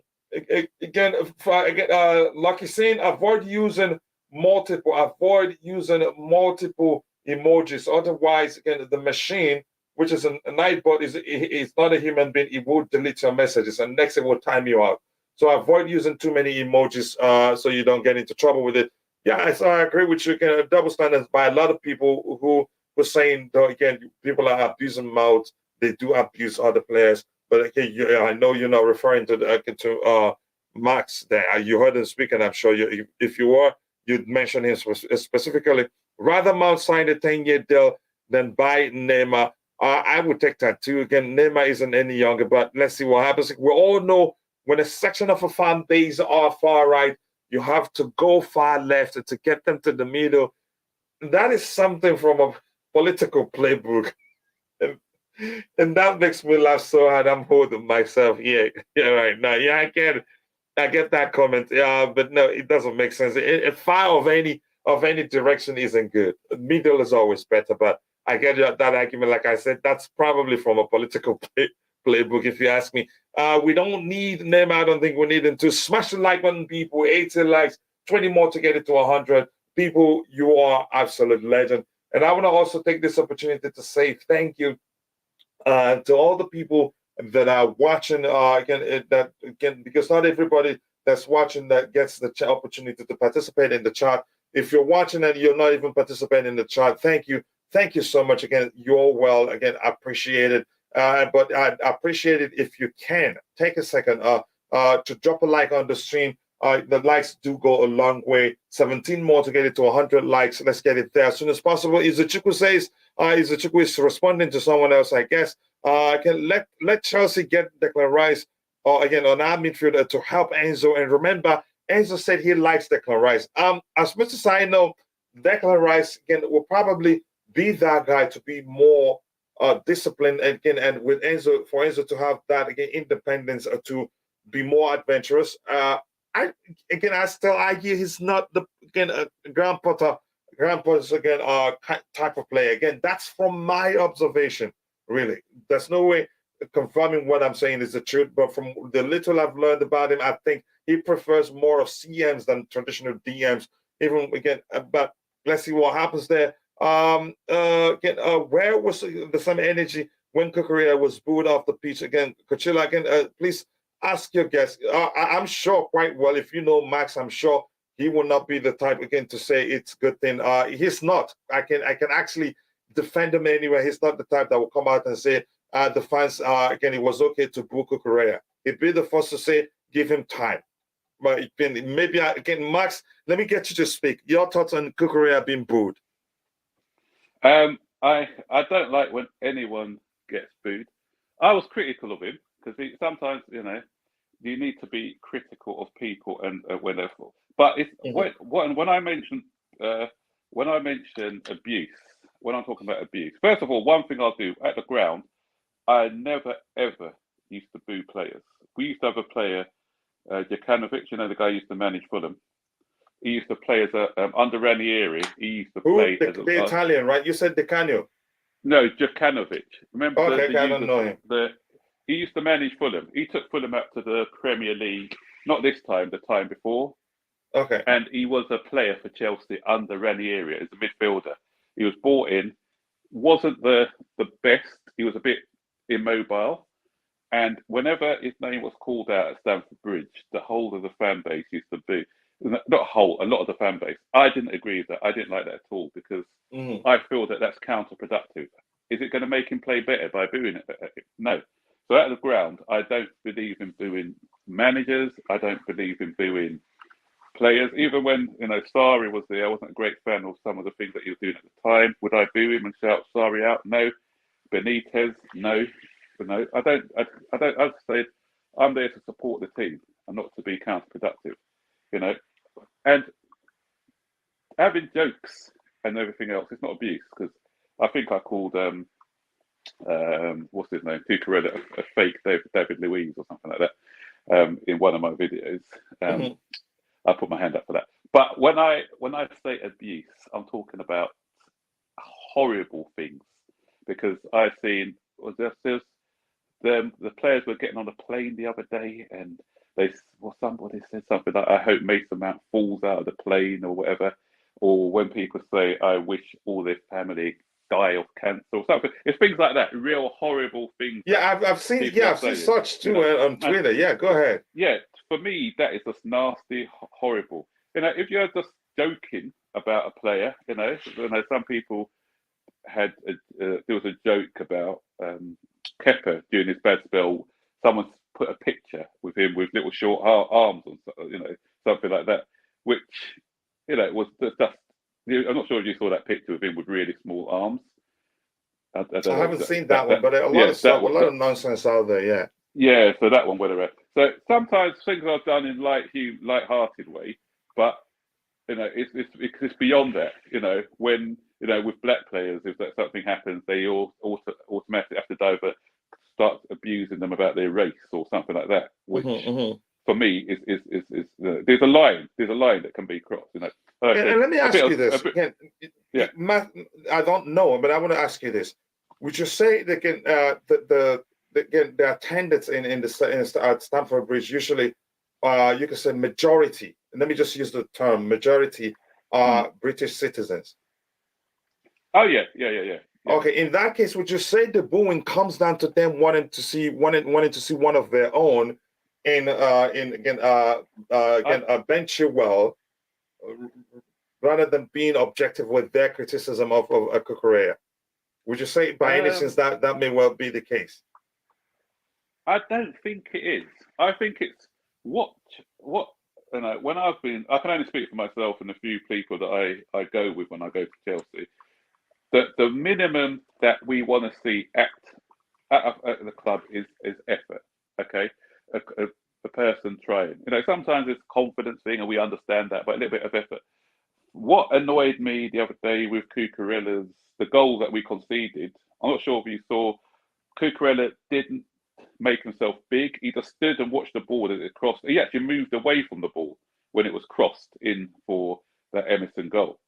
I'm not sure if you've dissected that one. I know Reece James was to blame as well for. Yeah, he was spot watching. James was spot watching in the game. You know what? It wasn't just Cucurella. There was a few players. Mudryk as well. If you look at it, we started off with Mudryk not tracking his runner, because he was in line with who's the guy who scored the goal? Sorry, Mudryk. I'm talking about Mudryk. I'm talking about that was the game we just played against Dortmund. Sorry, I'm getting confused. But on Saturday there was a couple of people who were, you can look at and say they were at fault for the goal. I criticise on a match to match basis, and it's not agenda driven. And that's the thing. A lot of people, it's agenda driven. That's what I said. If somebody is at a good game, they can't see that because there's such a hatred towards that player. Even when they have a good game, they don't say, "Okay, this guy played well today." They may have made one mistake in the game. They'll rather highlight that one mistake rather than saying that they played well. So that's when it becomes agenda driven. Because even if we look at Potter, if anyone says that after the display we had last on Wednesday was a bad display, it's agenda driven, because it wasn't a bad display on Wednesday. It wasn't a bad display. The only thing I wouldn't say it was a very good display. That's from me. I would not say it was a very good display. I would say a lot of positives. And there were positives. Yeah, but some people weren't taking any positives out of the game, and they were still saying, about Potter's tactics or whatever. But I saw some things, obviously not perfect because we didn't win, but I saw some things take away, some positives to take away, and that's what I do with every player. Like Mount, I like Mount, but I'm not afraid to criticise him when he's done wrong. I'm not going to just say, oh yeah, he's looked beyond his faults. I don't do that with any player. Every player for me, I judge them on their performances. Yeah, I know a lot of people with Jorginho. Jorginho is another one who was very criticised, and I agree with what that person was saying against the comment about the left and the right, because usually it's the one side would like one player and another, and it's always pitting a player against another one, because Rice was all. I mean, sorry. Yeah, it was the beautiful again that used that political term. Really, that's yeah. Mm-hmm. Exactly, because Jorginho was always pitted against Mason Mount. So it's a case of, if you're a Jorginho fan, you can't be a Mason Mount fan, and so a load of nonsense. Everything's just rubbish. So the Jorginho side always used to defend Jorginho by putting out failed compilations of Mason Mount, and the Mason Mount lot used to always defend Mount by putting out failed compilations of Jorginho, and try and make one side look bad to benefit the other player. I think it's a load of nonsense, and that's why you've got a lot of fractions in the club. And I can't tell people how to think, but I've always been club before player. And if you have that attitude of club before player, then you will see everybody. You wouldn't have any agendas against anyone. I got no favourites. Then you have to support whoever plays. That's what I'm saying. If someone says who's my favourite player at Chelsea, I ain't got no favourite players at Chelsea. I support anyone who puts on a blue shirt for me. I'll support them, and that's the way I always view it. I don't, have, there may be some sort of unconscious biases, or I don't know, between one player and another, possibly, but I don't try to just create that sort of agenda with that player and always looking for the bad things. Kai Havertz, if anyone's seen my the few videos that I've made off late, they may think I'm a Kai Havertz hater. I'm not a Kai Havertz hater. I want him to do better in that role. And I've also said, I don't entirely blame him for some of the performances, because he's not really. He's even come out and said that he's not really a number 9. Yeah. He's been forced to play in that position. He's not a clinical, so we got expectations as fans, and we're judging him on that. But he's doing a role. It's unfair. So for me, we can do better in that role, but I just want him to just do better. Again, it could be a confidence thing, but just put in the effort. That's all I want to see. The other day, Kai Havertz. I know I'm sort of moving away from them, but Kai Havertz the other day, I thought, just do the basics. Like the 50-50s, he wasn't going in for. He wasn't putting himself about a bit. And he wasn't instinctive enough. Again, can you coach instinct, or is that something that's natural? Because that's probably something that's natural. He's not got that. Yeah, so that's the thing. But all in all, go ahead. No, I said all in all, I just feel that as a fan base, we just need to be focusing on the club rather than individuals. Yeah, unfortunately, that's not going to change. Again, it won't change. It won't change. It will never change. Yeah, I think it is the same with other fans too, but we're paying attention to us, and it just looks like we overdo it. I don't think we do. It's something that will always exist. We'll try the best we can to educate the fans. Again, a critique, but please don't abuse.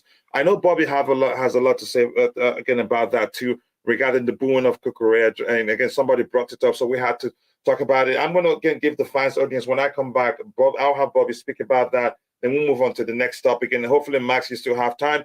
Good morning, my Chelsea fan. Wagwan, my Jamaican brother. Nice to see you. Big up and blessings. Again, God bless you. Always nice to see you, Chadrick Banks. And again, if you're watching, if you haven't, go check out my brother's channel, my brother and friend's channel. Max, again, from Burton Ballerz YouTube channel. Again, I would try to share his link. Maybe again I'll put in the. It's easy for me to put it in the description section, but in the comment section, usually difficult. So Max, if you get a chance to share it, when I get to it, I'll let people know that's the link so that they can go check it out. Again, Ten Hag, again, that's a Manchester United topic there.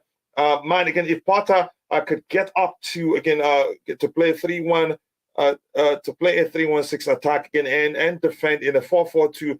We would cook. Really, let's see what he wants to do. We need a Declan Rice Enzo partnership. We'll get to that in a bit. Kovacic, Zakaria, Kanye? You mean Kante, but your phone helped you spell that one. Ruben, Andreas Santos, again, we have these guys in the midfield is sorted. Yeah, I think so too.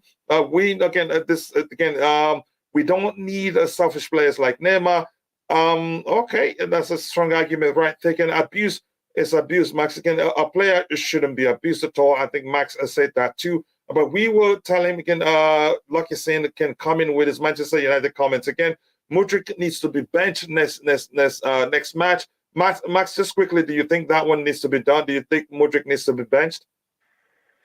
It depends on our personnel. Mudryk is going through a bad time at the minute. He started off great cameo against Liverpool. The last two games he hasn't been great. Obviously, we know about one of the games he shouldn't have played against the West Ham Eagles. He was ill. Is he fully recovered? Is he fully recovered? Maybe. And the thing is, he probably does need to play because he's still getting used to his teammates. You know. Yeah. So the first game he played with Kukra, the next game he played with Chilwell. And football is about building relationships and understanding. And what people have got to realise, and I said this about Enzo when Enzo first came in as well, is they are coming into a new club, a new environment, a new league. That in the case of Mudryk, the Ukrainian league had already finished, I think. So he didn't have a couple of matches. So he's still getting up to full fitness in this league as well. So we've got to realise that.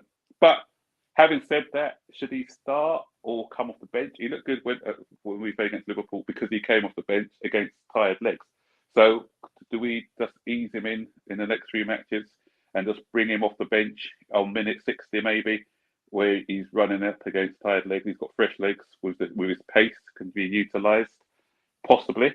But again, as I said, it all depends on who we've got available. Because obviously, I think if Sterling was fit, then maybe that would have given us a chance to ease him in a bit into the side.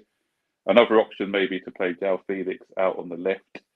Madueke is coming back in again. So maybe off the bench for the next couple of games, just so that he can get up to pace with the Premier League and also run at these tired defences. Yeah, so and even as bad as we however bad we think he's been in the last few games, I don't think dropping him. He's high on confidence. You can still see the confidence is there. It's just not working out for him, and he needs to play for things to click for him, like you've explained.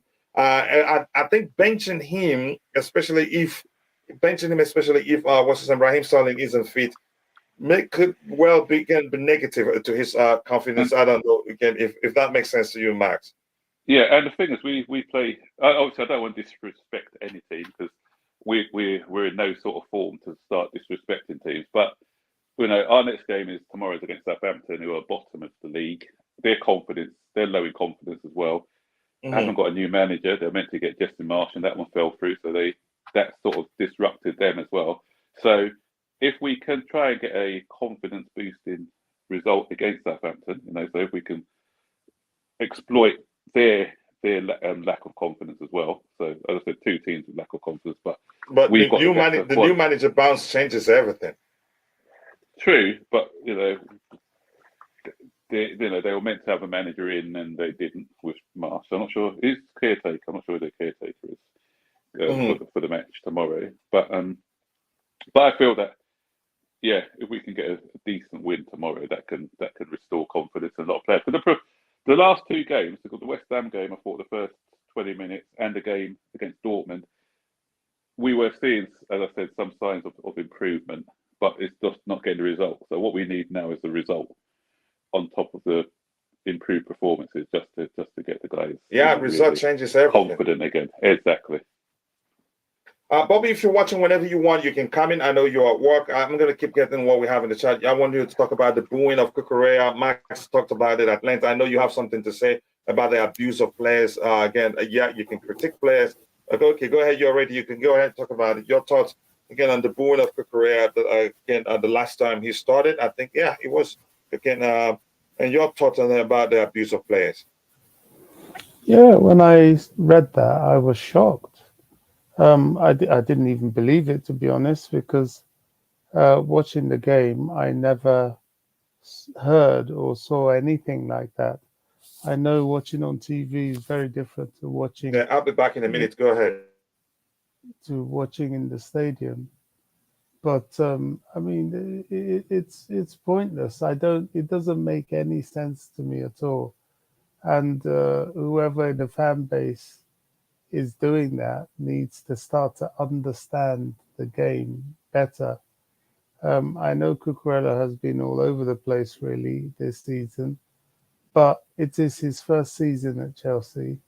He has a lot of settling in to do, and it seems quite clearly that he's still developing in his technical know-how for the game. So no, I can't support booing of players at all. Not like this, and not for the reasons. Doesn't make any sense to me. And Bobby, to add to that as well, there's some context. Sometimes, we as fan base get emotional and start to, but we don't understand what the context is around some of the situations. And players are human beings at the end of the day. And there was talk that his house got broken into as well. Yeah. So we have a as a fan base, even like when we look at a manager, why didn't you play that player? Why didn't you play this player? And then in the press conference, we then realise, oh, that particular player wasn't fully fit, or he came off because he wasn't fully fit. But we sort of tend to just shoot from the hip without, fully knowing what's going on. Yeah. No, I agree. I totally agree. I don't understand it, especially for new players. I don't. Even some of the attacks, you get on players like Havertz. This is not at the stadium booing, but I mean outside of the stadium. Havertz, Ruben. I just find it ridiculous. They're just. Some of them, I don't even think they are coming from Chelsea fans. I think often people snipe at certain players that they know are effective for Chelsea. They're not stars, but they are effective, as like Ruben, and they want them out of the way. Yes, Havertz in a position that's not his own could do better. But all this Havertz out, I'm not for that either. I still think there's a big player in him. There's a reason why so much faith is being shown in him. He has an attitude for the club. He never looks happy when we don't win. He never looks happy with himself when he misses. And that's what we want. We want that fight. I don't know if you've got to listen to the Obi Mikel interview. Oh, I haven't yet. Oh, yeah, I need to watch. I've seen snippets. I've seen snippets, but I haven't seen a full interview. Yeah. It was so insightful as to what a real winning team is about. Mikel, sadly, that's another player. It saddens me to think he was never appreciated. He was underappreciated, one of the most underappreciated players we had at the club. Yeah. And Bobby, the thing is, if Mikel was, the irony is, if he was at the club now, he would be the perfect number 6 for. Oh yes. Yeah. For sure. It's just that we were spoiled. We were spoiled for midfielders that we didn't appreciate what he was actually doing. But it was no coincidence that every single one of those top managers picked him. Yeah. And here's another example as well. If you look at when we played Fulham, home and away, who was the most influential player on the park, do you think, in those 2 matches? What you mean, apart from João Felix? No, not for Chelsea. I'm talking about the overall match, Chelsea and Fulham players. Who was the most effective? Oh, you're still talking about Mikel? Oh, no. Willian, funny exactly. enough. Willian. Oh, okay. It was Willian. Yeah, Willian was the most effective player in both games. And he's another one who our fan base were trying to drive out of the club. And if you look at Willian in those 2 games, he looked the best player on the park in both of those games. Yeah, absolutely. All right, again, if you go ahead, Bobby, you wanted to say something. Oh, it's sad, often, people that don't really understand football, they look at things and get very overtly reactionary where it's not being done out of mischief. All right, if you're in the chat, I'm going to try to get as much as I can, then we'll move to the next topic. Kies, again, for the panel, what formation do you guys think is best for the players we have? To me, it has to be a structure that will accommodate wingers, not just wing backs, not in like is it 3-4-2-1 or so, where you have again a 2-8. It doesn't make any sort of sense. Then you'll be playing wingers in a wing back position. It's a formation that will accommodate a 10 and wingers, which means again something like 4-2-3-1. You can restructure it however you want, but you still have wingers. You still have a 10. Again, if that makes sense, it could be any structure, but it has to be able to accommodate 10s and wingers for us to accommodate all the players we have. Finally, again, got Mount bench on two consecutive games. I was shocked he did that, but I think it would be good for Mount too. Mount is one of the worst players in our squad. You think so? Okay, that's up to you. Keshawn, the New York guy, again, you got to be trolling. Okay, you're talking to Eugene. Basically, everything is not working for Chelsea. Not single player. The new lads again have given Chelsea hope. Something we have lacked for long. I agree with you. Right now, I'm going to scroll to the very bottom so that we can switch to the next topic. And apologies, I will try to get your subsequent contributions. Francis Winters, again, nice to see you, bro. It's been a minute. Please do let me know that you're doing well. Again, I really want to know. Again, but nice to see you more importantly. Eugene, I don't know if I've said hello to you. Hello, Eugene Nati. I hope you're doing well. Because people don't think better. Again, they are scary to say their opinion. No, speak your mind. As long as you're not abusing anybody, speak your mind. Hello, Kachila and Panel and chat. Sent to you, Chama. I hope you're doing well. Nice to see you here. Thank you so much for finding the time to join the show. Since we signed Kai, again, how many games again has he played as a number 10? I don't remember. I'm not keeping count, if I'm being honest. They just copy and paste from social media. Okay, I agree. Some people actually do that. Chelsea will not win on Saturday. Again, it's not the players, it's the managers. Okay, we'll come to that in a bit. I've highlighted your first comment regarding Potter. Again, I really want to get again Max's opinion on that. Kai is a number 10. Felix is way better than him. Mount is an 8. Yep, traditionally an 8. Enzo is again is mounting above him. If these brothers again are not willing to be rotational players, unfortunately, they have no future at Chelsea. Well, again, it comes down to what the manager wants to do. Mount is not up for Chelsea, but he is played better than Modric. Okay, you can argue that last time he came in, I think he injected some energy into the team, and we played better with him on the pitch. I have to be honest. As much as I don't think he's the best player out of the team, the New York guy, I bet when Mount had a bad game, you didn't say bench him. Who exactly? I was one of those. I know I fully well know you're not referring to me because I one of those that started calling for him to be benched. He needs to be benched for his own good. Cheers again to the great content, guys. Martin CEO, nice to see you, brother. I hope you're doing well. It's been a minute. I just said again at this moment. Okay, good conversation there, guys. Enjoy yourself. Let's move to the next one, and I'm gonna start. Bobby, I'm gonna start you with this one. I know you were spoken about that at length. Roger, just give me 1 second. I'll bring you in. This one here. I know we probably have talked about him a bit, but it's still again it's heightening. Actually, I don't know if that's the correct term for it. It's getting. Let me say it's growing. The rumors linking us Jude Bellingham is growing. The person I want to ask you quickly, Roger, I intentionally was going to leave you out there, but I just feel like being a nice guy. So Bob, the Declan the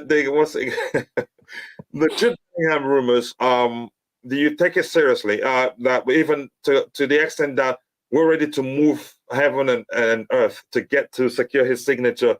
Do you think that's the truth? Because I think before the club makes such a decision, it will be at the end of the season. Because I think the club would want to wait to see how well Andrea Santos does. That is, if he gets a work permit. But your thoughts, Bobby, on the rumors linking us to with Jude Bellingham? I don't know if Bobby, maybe he's still trying to unmute his device. I'm going to try to get what we have. If it doesn't come in, then I'll bring in Max to speak about that and whether he'd like to see Jude Bellingham at Chelsea too. What do we have again? Okay, yeah, go ahead. Let's see what else we have here. I would say, Eugene, again, you're having a conversation there again. If Mount stays, will he and the self-proclaimed proper Charles, they're not, again, they're not the ones that say they're proper Charles. So I wouldn't use the term self-proclaimed with the ones that can call them proper Charles because they are, again, graduates of their academy. So I don't know why you're saying the self-proclaimed, but Chelsea other one, much respect to you. Again, Chelsea. Sorry, Coach, I had to pop out a second. He's a bench player. So again, he's a bench player, so to speak. So I don't know if you're ready to talk. Well, I want you to talk about the links to Jude Bellingham. Do you think is it true? Again, do you believe that we're willing to move heaven on and earth as phrased on social media to get? I don't know if we're ready to move heaven and earth to get him, but I always like us linked to good players, and I think Jude Bellingham is a good player, as he showed when we played against Dortmund. Is he similar to Santos? The annoying thing is that because of the time it's taken to get Santos work permit, we don't know. Santos is very young, and so is Jude Bellingham. I would, if we are going for him, still go for him. What it would definitely mean would be a total revamp of the midfield. Is that due? Possibly. If we get Bellingham, I can see that being the departure of Kovacic, Zakaria, possibly Kante. I don't know. Not heard much about his contract situation, but maybe not, because at his age he wouldn't be getting a very long contract anyway. And there would always be some sort of sell-on if it's needed. But Bellingham, yes. What I like most about it is that we're not desperate now, because we have options. But yeah, why not? Absolutely, why not? He would certainly be a better option to Caicedo, although people argue, he's not able to do the CDM role. I think it's a role he can do very comfortably if he's needed to. And Declan Rice, I think, is better than both those players. How about you, Max? What do you think? Do you think there's any truth to that rumor, or do you think it's just nonsense? Because we're here to debunk that. We've debunked the link with to Neymar. It doesn't make any sort of sense. But in the case of Bellingham, because he's still young, he fits the profile of player of the age again that the new owners are looking for. And again, if you have a good understanding of the project, at least from an age perspective. But I think we need can balance in that midfield area. If Kante will end up getting just a year, or if he leaves, then we don't have balance. We're not sure whether Zakaria stays. And bringing in a 19-year-old plus again the ages we have there, I think will lack experience in that midfield area. So to me, I can't say really if it is one we should say. Again, it's all rumors. But your thoughts? For me, I think it'll be a difficult one to pull off. I think last it was out of him and Fernandez. I don't think we'll get both. We've got Enzo Fernandez. I don't think we'll get both because of the amount of money it's going to cost to get him through the door. I like him. I think he's a good player. He'll complement our homegrown quota as well, which is good. But there's two things which I think are going to be stopping us from completing this deal in the summer. First thing is Champions League. Obviously, I can't see us making Champions League at the moment unless form drastically picks up. And staying within financial fair play rules, because as you know, that they're closing that loophole, which our owners quite cleverly exploited by offering people long-term contracts, and now it's going to be like only 5 a maximum of 5 years, which I think is a load of nonsense. If the club wants to offer 7 or 8 years, why can't they do so? But it's, with 5-year contracts now, will we be within financial fair play? Because he's not going to come cheap. You saw how Dortmund dug their heels in with the Erling Haaland situation. Although he had a release clause, they were more prepared to let him go for the release clause and keep him for another season than that. Or I think when Chelsea were quoted, was it 120 million or nothing for him, and they stuck to their guns. They are tough negotiators, so I believe that they're going to be looking at what we spent on Fernandes, which was 107 million. They're going to be asking for that and some for Jude Bellingham, and whether we can afford that amount at this stage without European football, I think it'll be a tough ask. But not to say I don't want a player. Can I ask you a question? Yeah. Do you not think? I mean, I'm assuming there's no Champions League football. I'm assuming, sort of worst case scenario, well, almost worst case, that we get dumped out of Champions League this round and end up in the doldrums of mediocrity, playing for mid-table performances, which is totally unacceptable for Chelsea, really. But that aside, do you not think that whatever player we go to in the final pieces of the jigsaw we need to complete our squad will probably be north of 100 million, whether it be striker, we'll be very lucky to get a striker less than that, whether it be midfielder, which is another area that we need to look at. People are saying goalkeeper. I don't know. It all depends on how good Slonina is. And Kepa is such a leader in the squad that I'm not really too sure that he should be let go. On the other hand, I'm not too sure he'll be happy to lose his place again. But anyway, that's another topic. But don't you think that because of that reason, we will have to sell some of our academy products? And Bellingham is, because he's English, probably the profile of player and also his age that is worth investing in. If we have to get rid of the likes of Gallagher, Mount, sadly, Ruben, I think Ruben is very useful to the team because of his utility attributes and the fact that he's happy to be a squad player. So I would be very hesitant to let him go. But certainly, even Gallagher, but there again, you do have to cut ties with certain players. And for Bellingham, if they're saying that if it's true, they're prepared to move heaven and earth for him, do you not think perhaps that could be in the thinking, or would we be less inclined to do anything come the summer? One thing is clear: we do need another midfielder to support Enzo. I really believe that, and I think even the goal that Dortmund scored kind of showed that.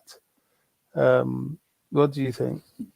Yeah, I hear what you're saying, but for me, I feel they're quite similar in they both like to go box to box, and if we were looking at an English player like you, I'd thought it would be someone like a Declan Rice. I'm not sure how far these Arsenal talks have been going on, but Declan Rice would probably be the more affordable player who can play like as a sitter, because I know I had some nonsense that West Ham were asking for 110, 120 million, but next year he's going to be in the final year of his contract, and there's no way they're going to get 120 million for him with a year left in his contract. They may want that, but come towards the end of August, if no one's paid that, then that fee would drop drastically. So as I said, 60, 70 million for a Rice, as opposed to 130 million for a Bellingham. I think the club would probably go down the Rice route. And as you said, Bobby, because we need players in different positions, we definitely need a striker. So you're looking at a lot of money for a striker as well. So it's. I don't think we're going to be spending a lot. It's just as you say, it's just a fine tuning of the squad. There's those Yeah, areas to complete the squad, and that's a striker and another midfielder for me. I think, what's really left for us to do is to tie down João Felix, get a striker and a midfielder. Another final question I want to ask, because you said that Jude Bellingham and Enzo are similar, and I totally agree.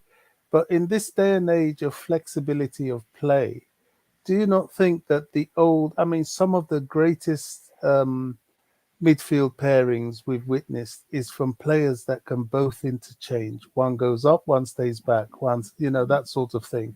One stays back, one goes up. A perfect example of that was Manu Petit and Patrick Vieira. I hate to say it, but I feel in my time that is probably the best midfield pairing I have seen.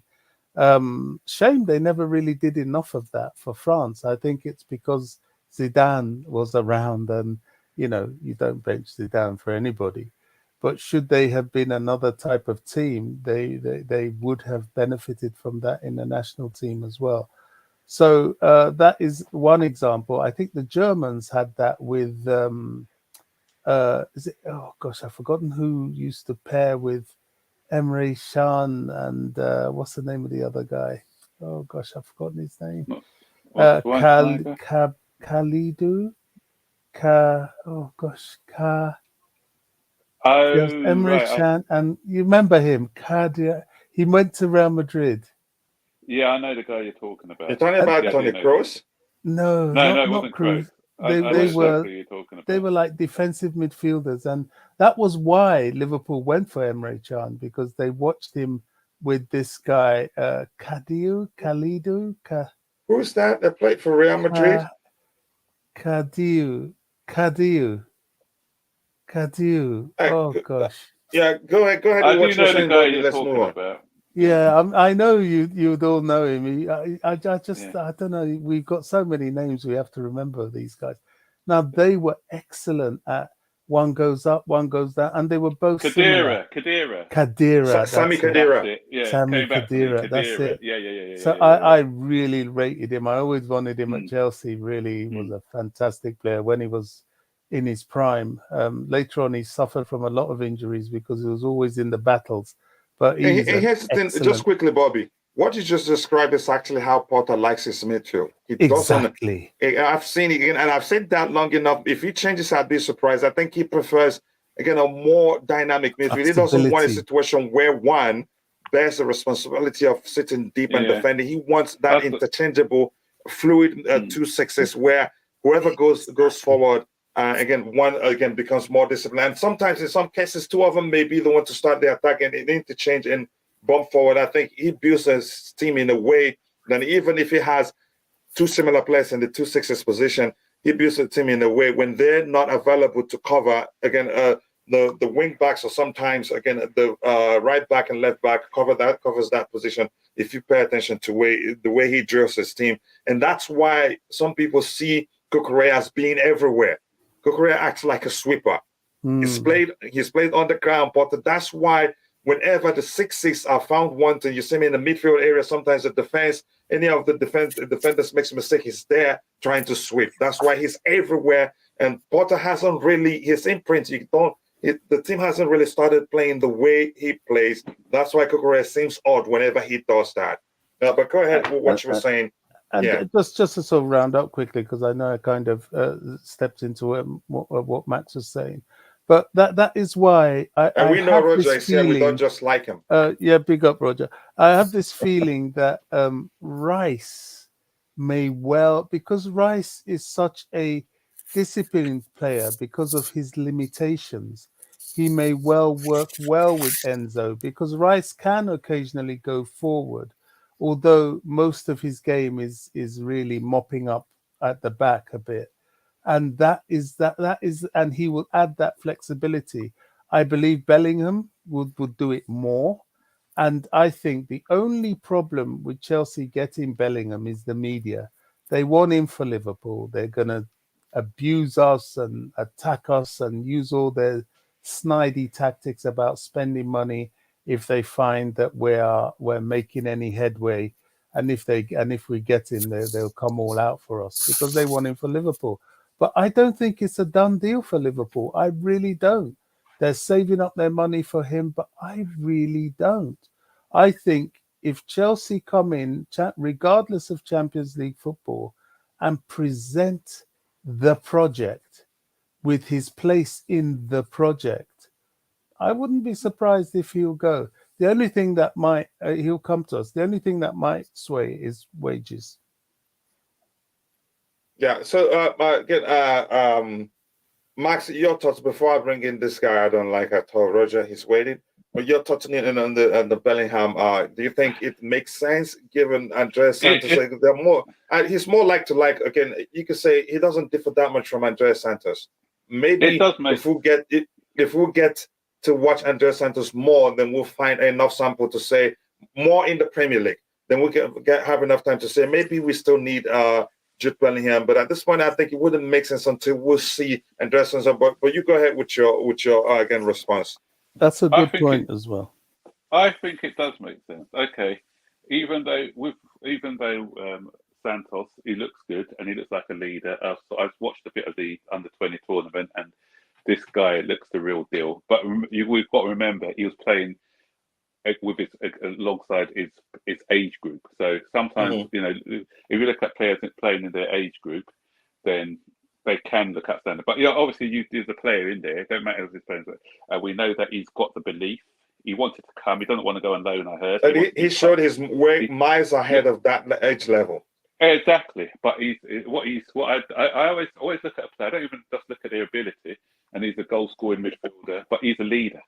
If you saw that team talk, that brought chills down my spine when I heard that team talk that he did for the kids. And the fact that he doesn't want to go out on loan, he's coming here as an 18-year-old. It takes a lot of guts and determination. So I think this guy, it looks like he's going to be the real deal. But we know. Look, we don't know yet. That's the thing. We don't know because it's going into the unknown. And we need. Okay, it may be similar to Bellingham, but we need a squad.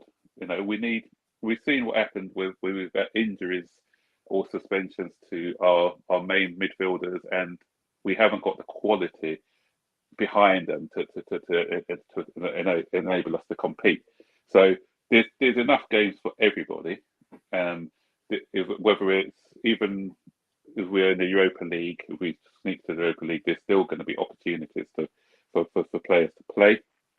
So I just feel that if we play a high energy type of football, then you sort of always have room for all the players. If you look at Man City are going to be the benchmark because they have been the ones who've been dominating this league for the past couple of seasons. And if you look at what Pep does with his midfield, he constantly rotates the midfield. You've got the likes of Gundogan sometimes can't get him named, then he gets in and plays games, and you rest Silva, and then even De Bruyne was on the bench for the last couple of games or whatever. So that's what you have. You're keeping the squad fresh. You're freshening up so that everyone's available. And we've had so many injuries of late. Why? Because we have had to overplay certain players. Kante was overplayed because there was no one else in that position to play with him. So his injuries have caught up with him, and then we've been without him for this season.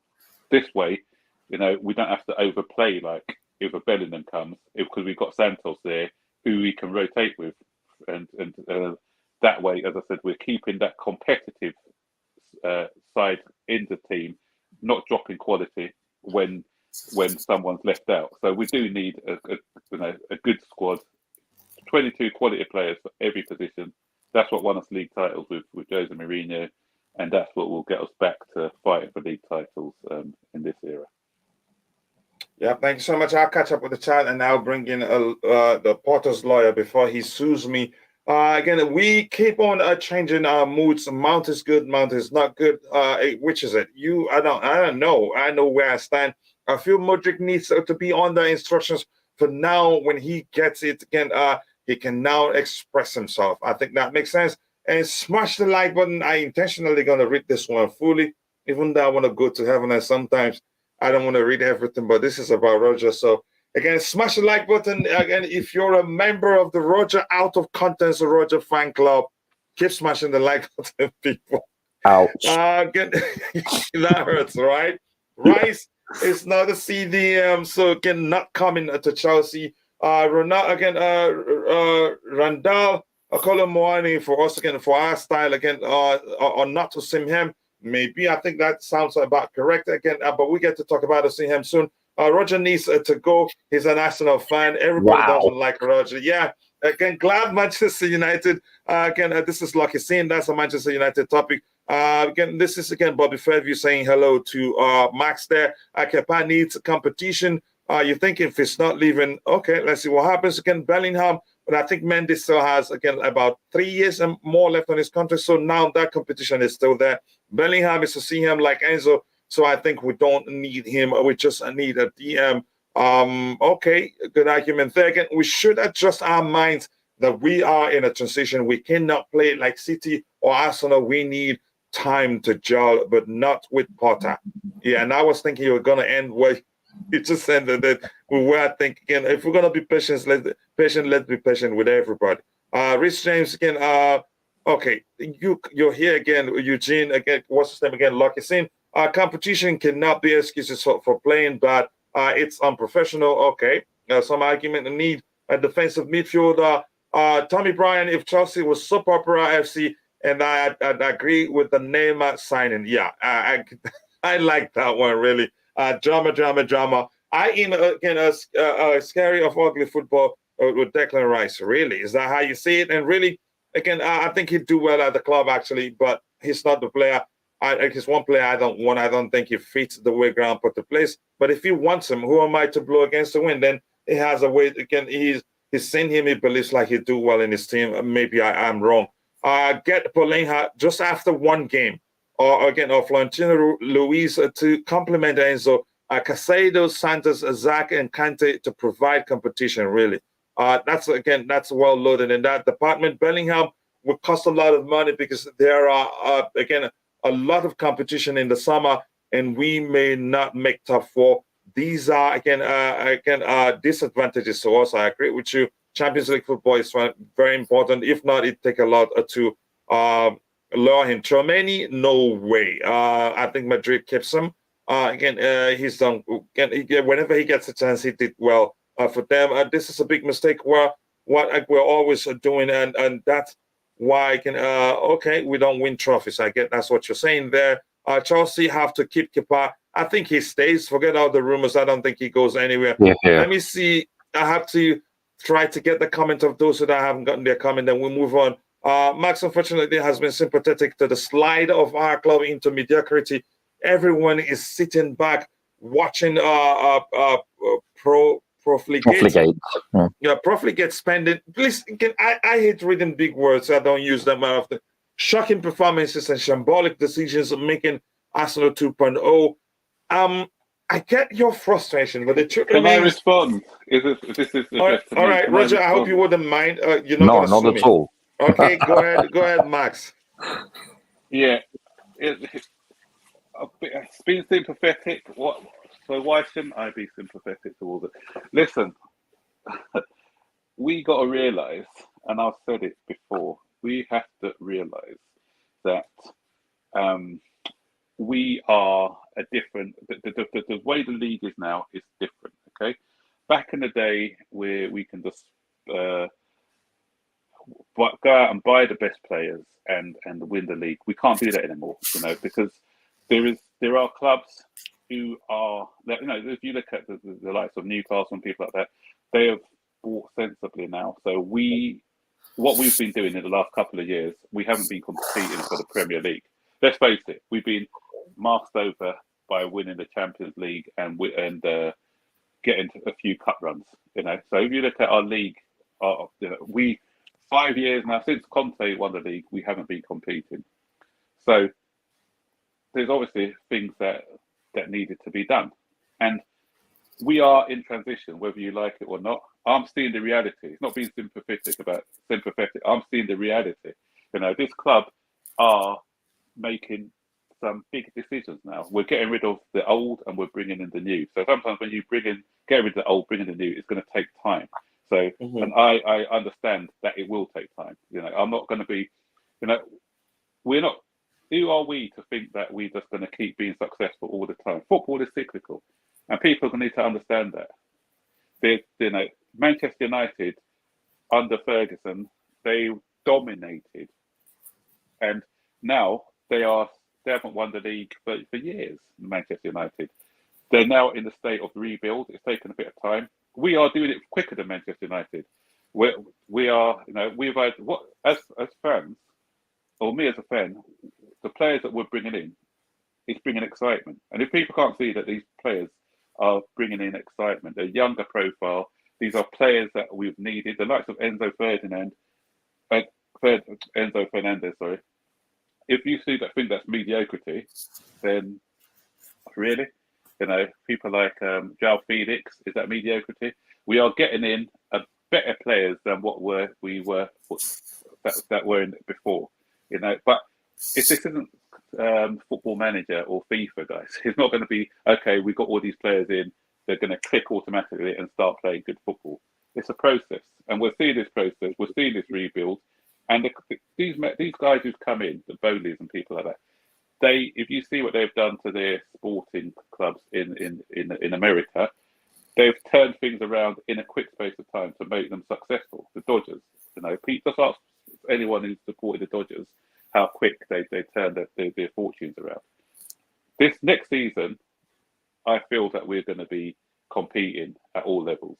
You know, I may be wrong. You can come back and say to me on this day, "Oh, Max, you were wrong." But I feel that next season, pre-season, with these players, everyone gelling, everyone getting used to the way that the other players are playing, getting used to their runs and everything else is great. Every other team at the moment, they look like a team because they are a team. They've played together for a while. These lot, you're asking 10 or 11 players to come in and gel automatically. It doesn't happen. Yeah. And Chelsea do not need to spend 300 million. What was that one? We spent 600 million. Move backwards. We haven't moved backwards, Bobby. We have not moved backwards at all. You know, we've asked anyone, even Pep, to get in 8 players and get them playing football straight away. It's not going to happen. You know, it took Pep a couple of seasons. The first season when Pep came, Manchester United barely scraped top 4. He went in and got some players and had a pre-season with them, and you're seeing a long-term success. That as a fan base, we can't be so impatient because of what we've been having before with the, you know, just getting in players to buy players to fix problems or whatever, sacking managers to fix problems, and it's worked in the past. It's not going to work all the time. And as I said, what we've seen, we haven't competed for the league. Let's be honest, the league is our bread and butter. We haven't competed for the league for years. So let's see how these guys work. You know, we can't just judge people after 6 months in the job, the manager and chairman, everyone else. We need to see where this project is going. And the fact that a lot of players want to join us because they are agreeing to what this project is all about. And you know, the fact that people like Reece James are talking favourably and are excited about the future, I'm looking at them and saying that's what matters, because they are in the inside looking out, well in the outside, well from the outside looking in. So we don't know what's going on.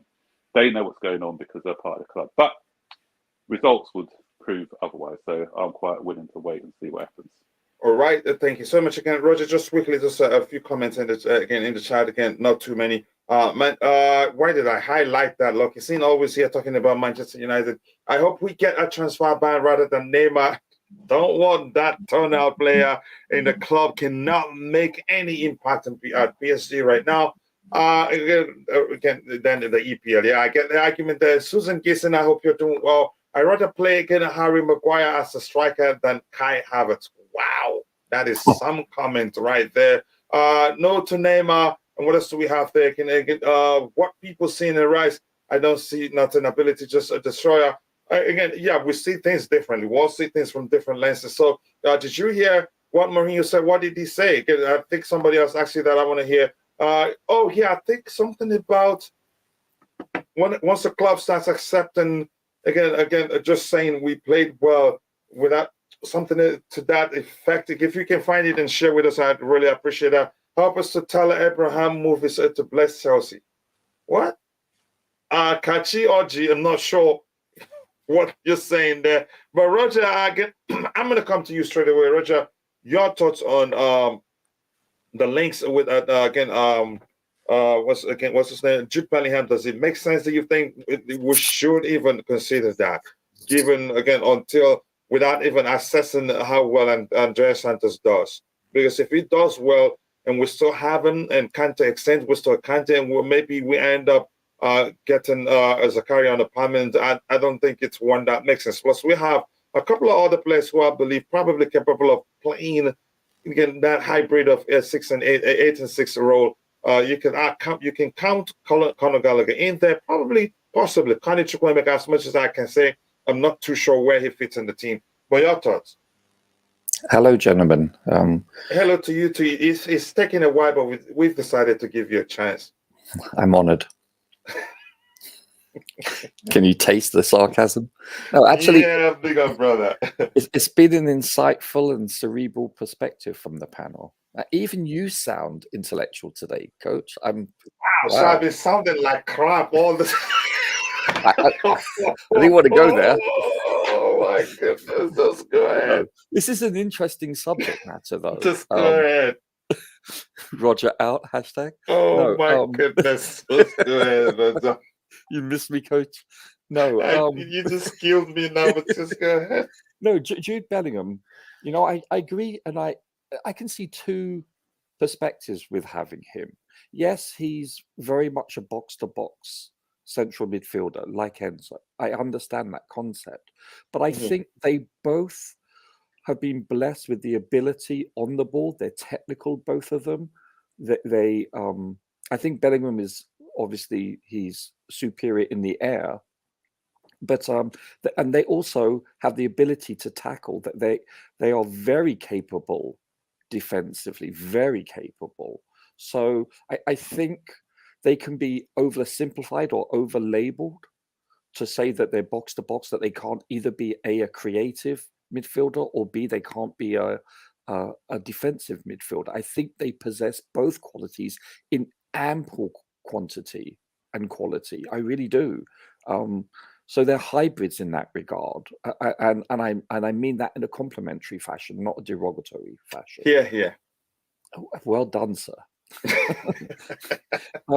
With regards to Rice, yes, I don't think he possesses the technical ability, shall we say, of going forward with the ball for the most part. He can dribble forward. I've seen him, and he's more of a destroyer, as Bobby would say. But I think he would be a very complementary attribute in the midfield.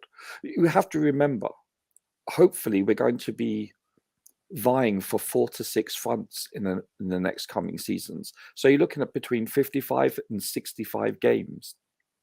We're going to need, realistically, 4 to 6 midfield starters of starting quality at least.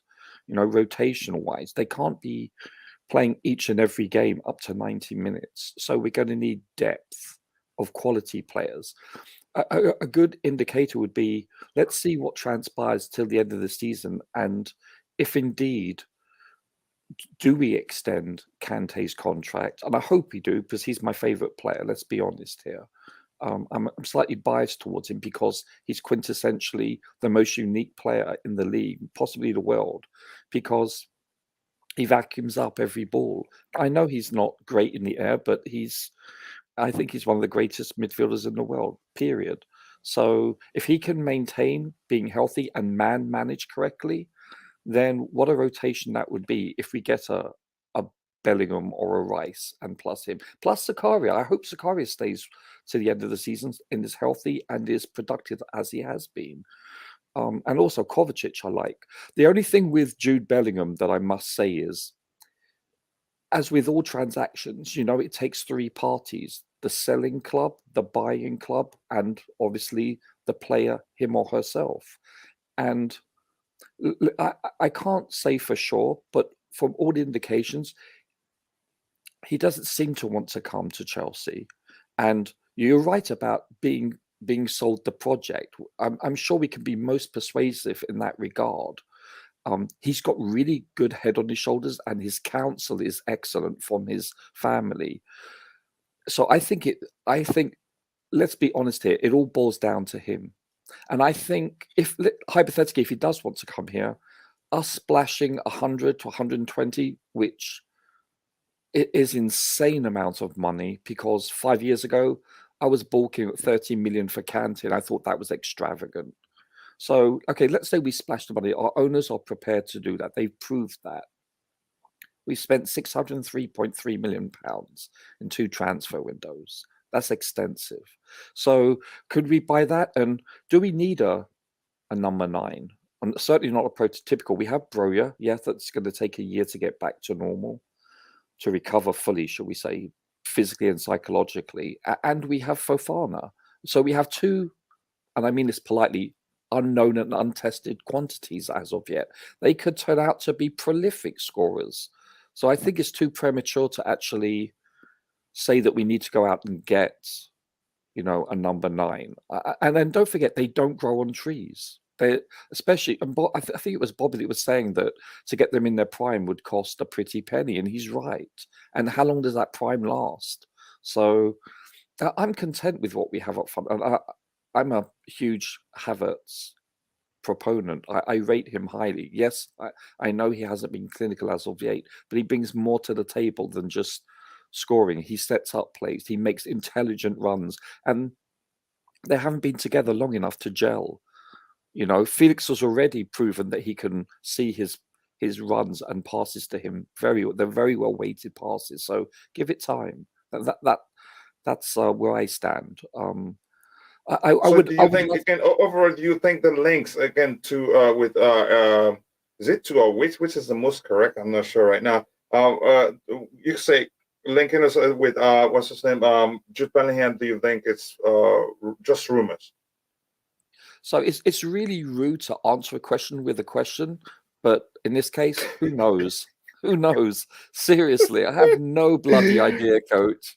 Just no, I'm still holding myself. You just shot me in the head when you just enter. I'm just trying not to laugh. And look, sorry, look at how the beautiful game in the chat is enjoying himself. But that's, by the way, again, I don't know. Before we move on from the Bellingham topic, Max, you didn't tell me whether you think it's just rumors at this point or whether you think we should believe it or not. Yeah, if we probably be linked with 5,000 players at the moment, so it's just rumors. I think it's rumors. I don't think so. At this point, let's just call it rumors. Yeah.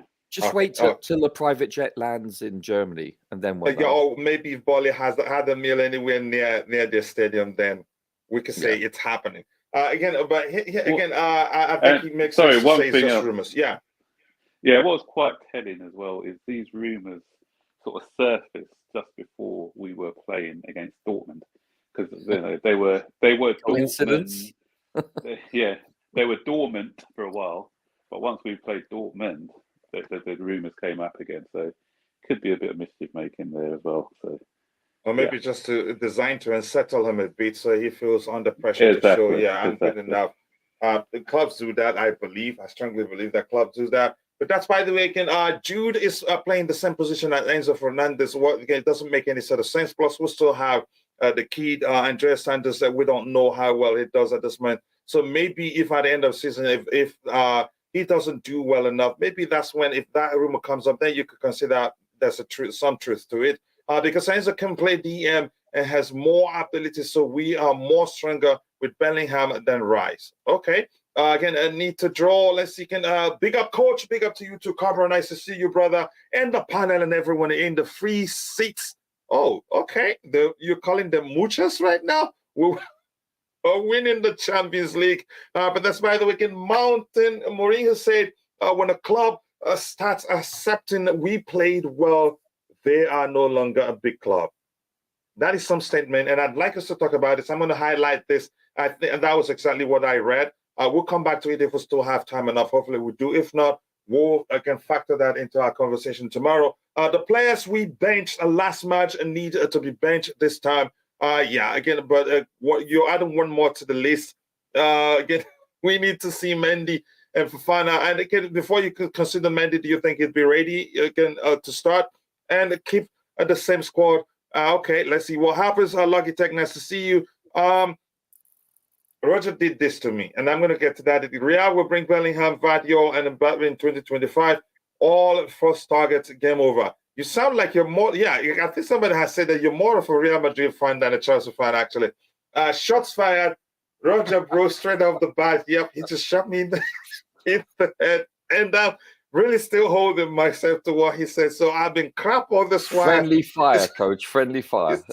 No, if anything, you added one more person to your gang, because I know who Max is, again, very objective all the time, probably much more aligned to your gang than my end. Rogerdinho, he hits back. If that's what you think, yellow card for verbal violence against coach. Thank you, I take that. If that makes sense. So I'm going to scroll quite a few, and I'll try to get your subsequent comments. Blue Bloods again, Bellingham and Enzo could definitely play together in the same midfield. Like I think we've talked about it, given how Graham Potter likes, how fluid he likes his midfield to be. He doesn't want a single individual to be taxed with being more defensive. But again, maybe it can happen, but you never know. Let's see what happens again. Ten Hag. I'm not going to get into Ten Hag argument or discussion. We're talking about Chelsea here. Can someone tell me the truth? We have Arsene Wenger in common in the summer. No, it's not guaranteed. It hasn't happened. That one has stalled. You can say again. I think. Let me just say, politics is the reason why we're not going to be able to sign in at this point. But I'm not going to get into that one. He's not coming. At least right now, given what I know, he's not coming. Rollo, boy, it's been a while. More importantly, let me know you're doing well. We haven't spoken for a while. The idea that Jude and Enzo are similar will not have any negative effect on our midfield. I don't think so either. Football is about keeping the ball from your opponent. Jude and Enzo would both be defensive. I get the argument. So thank you for that one. We need a DM and a number 9. You think? Let me see what else we have here. I'm going to scroll to the very bottom. I think Jude would be a great addition, but he's not worth 100 million. And do you think, if we're serious about getting him, I seriously don't think we'd pay that much money, if that makes any sort of sense. Both Enzo, Jude can play DM and AM and attacking midfield. Okay, having both together allows them to alternate, which was again exactly what Bobby talked about. And I think, like I did say to support what Bobby said is that if anything, that they both will be great for the way Potter likes to approach the game. So yeah, good contribution there. I like that. Anything else again that we have there?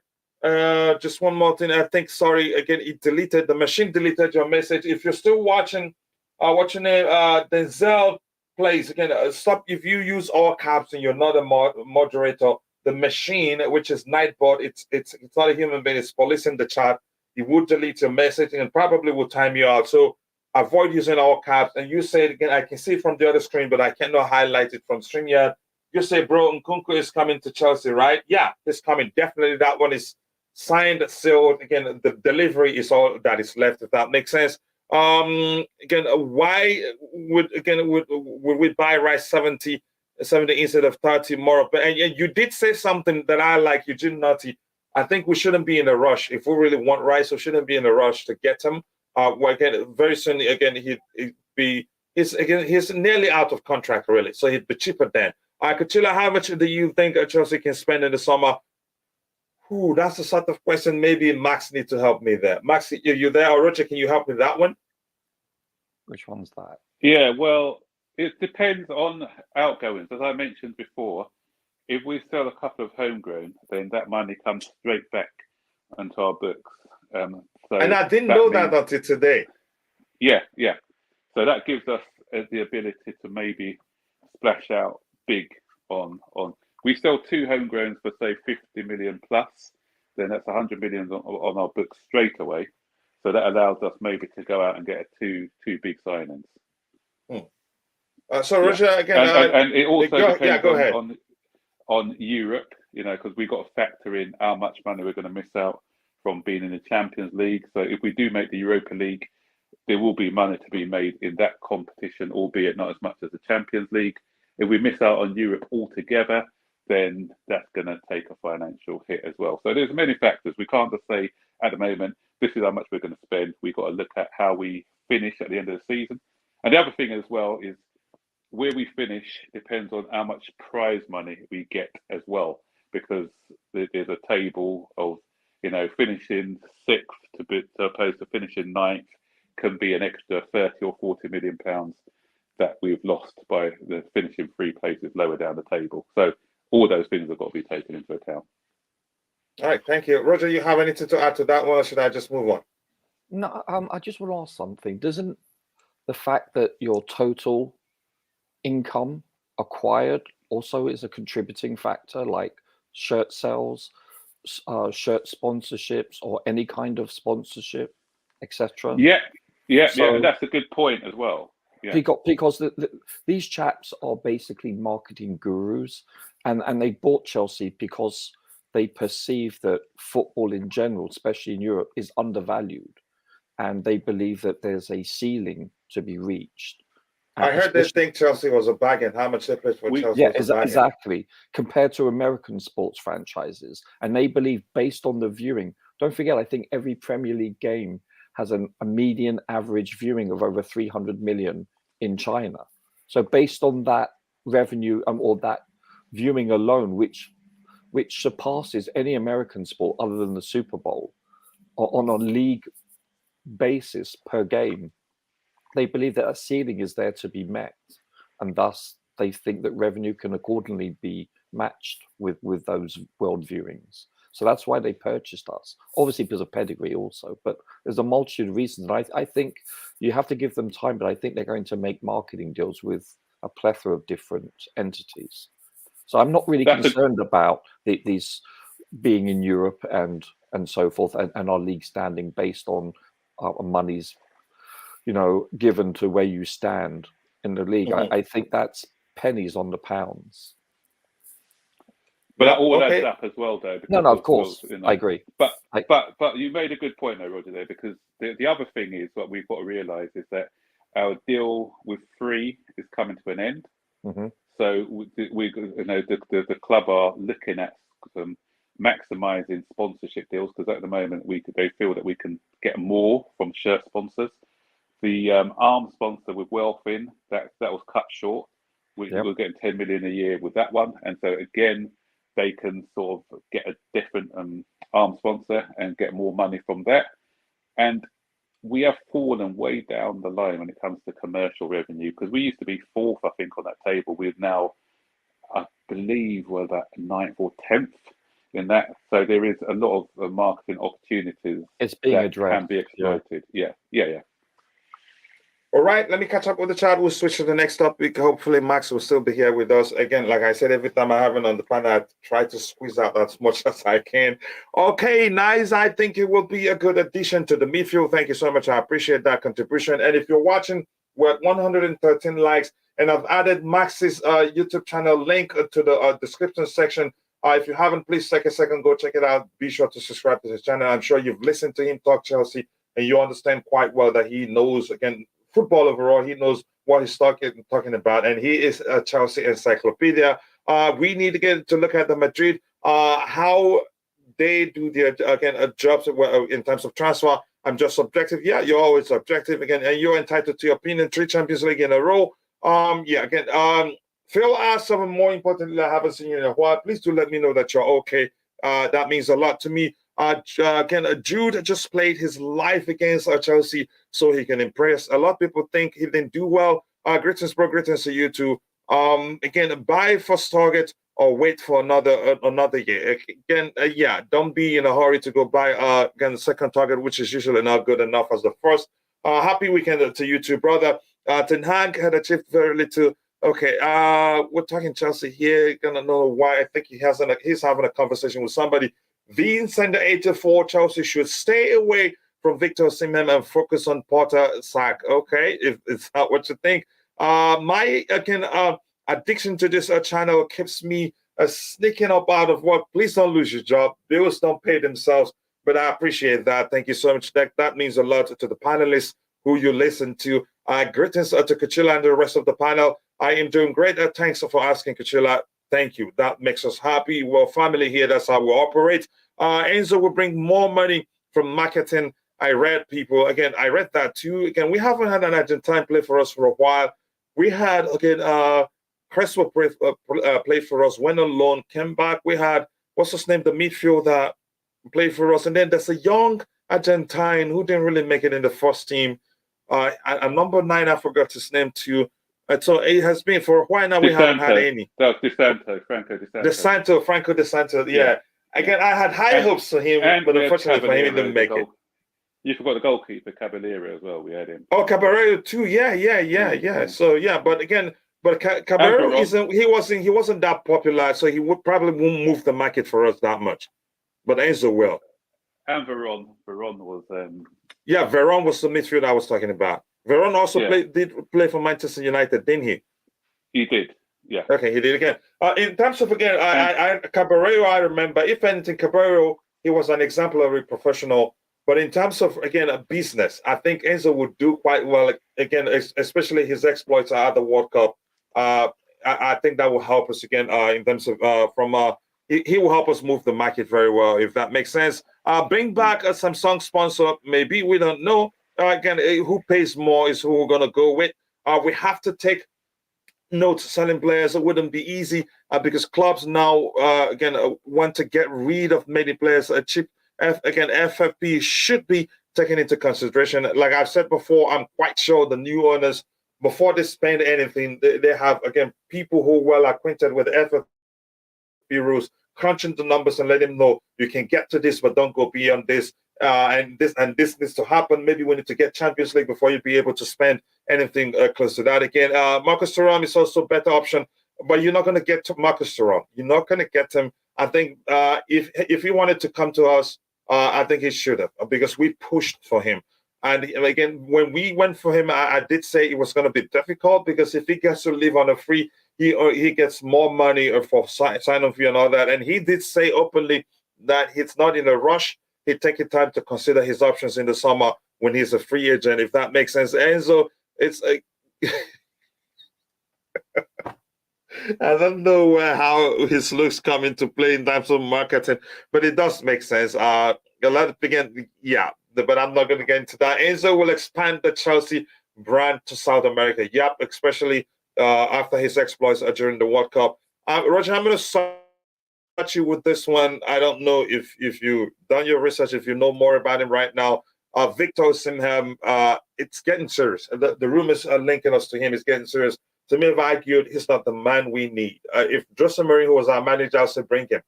And I even said that before even Jose Mourinho said again, he will get to the level of Didier Drogba. I don't think he's a Graham Potter type of player. Graham Potter is an English manager who prefers to approach football like a German, if that makes any sort of sense. I don't mean that in any bad way. Hope so people don't. No. Yeah. No. So your thoughts?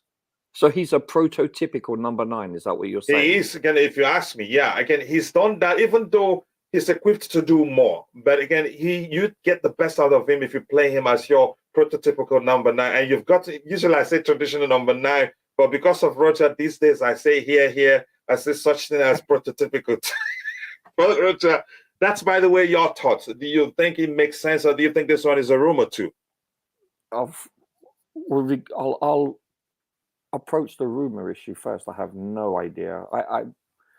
Most of the stuff that you'll find online it all depends on the credibility of the source, doesn't it?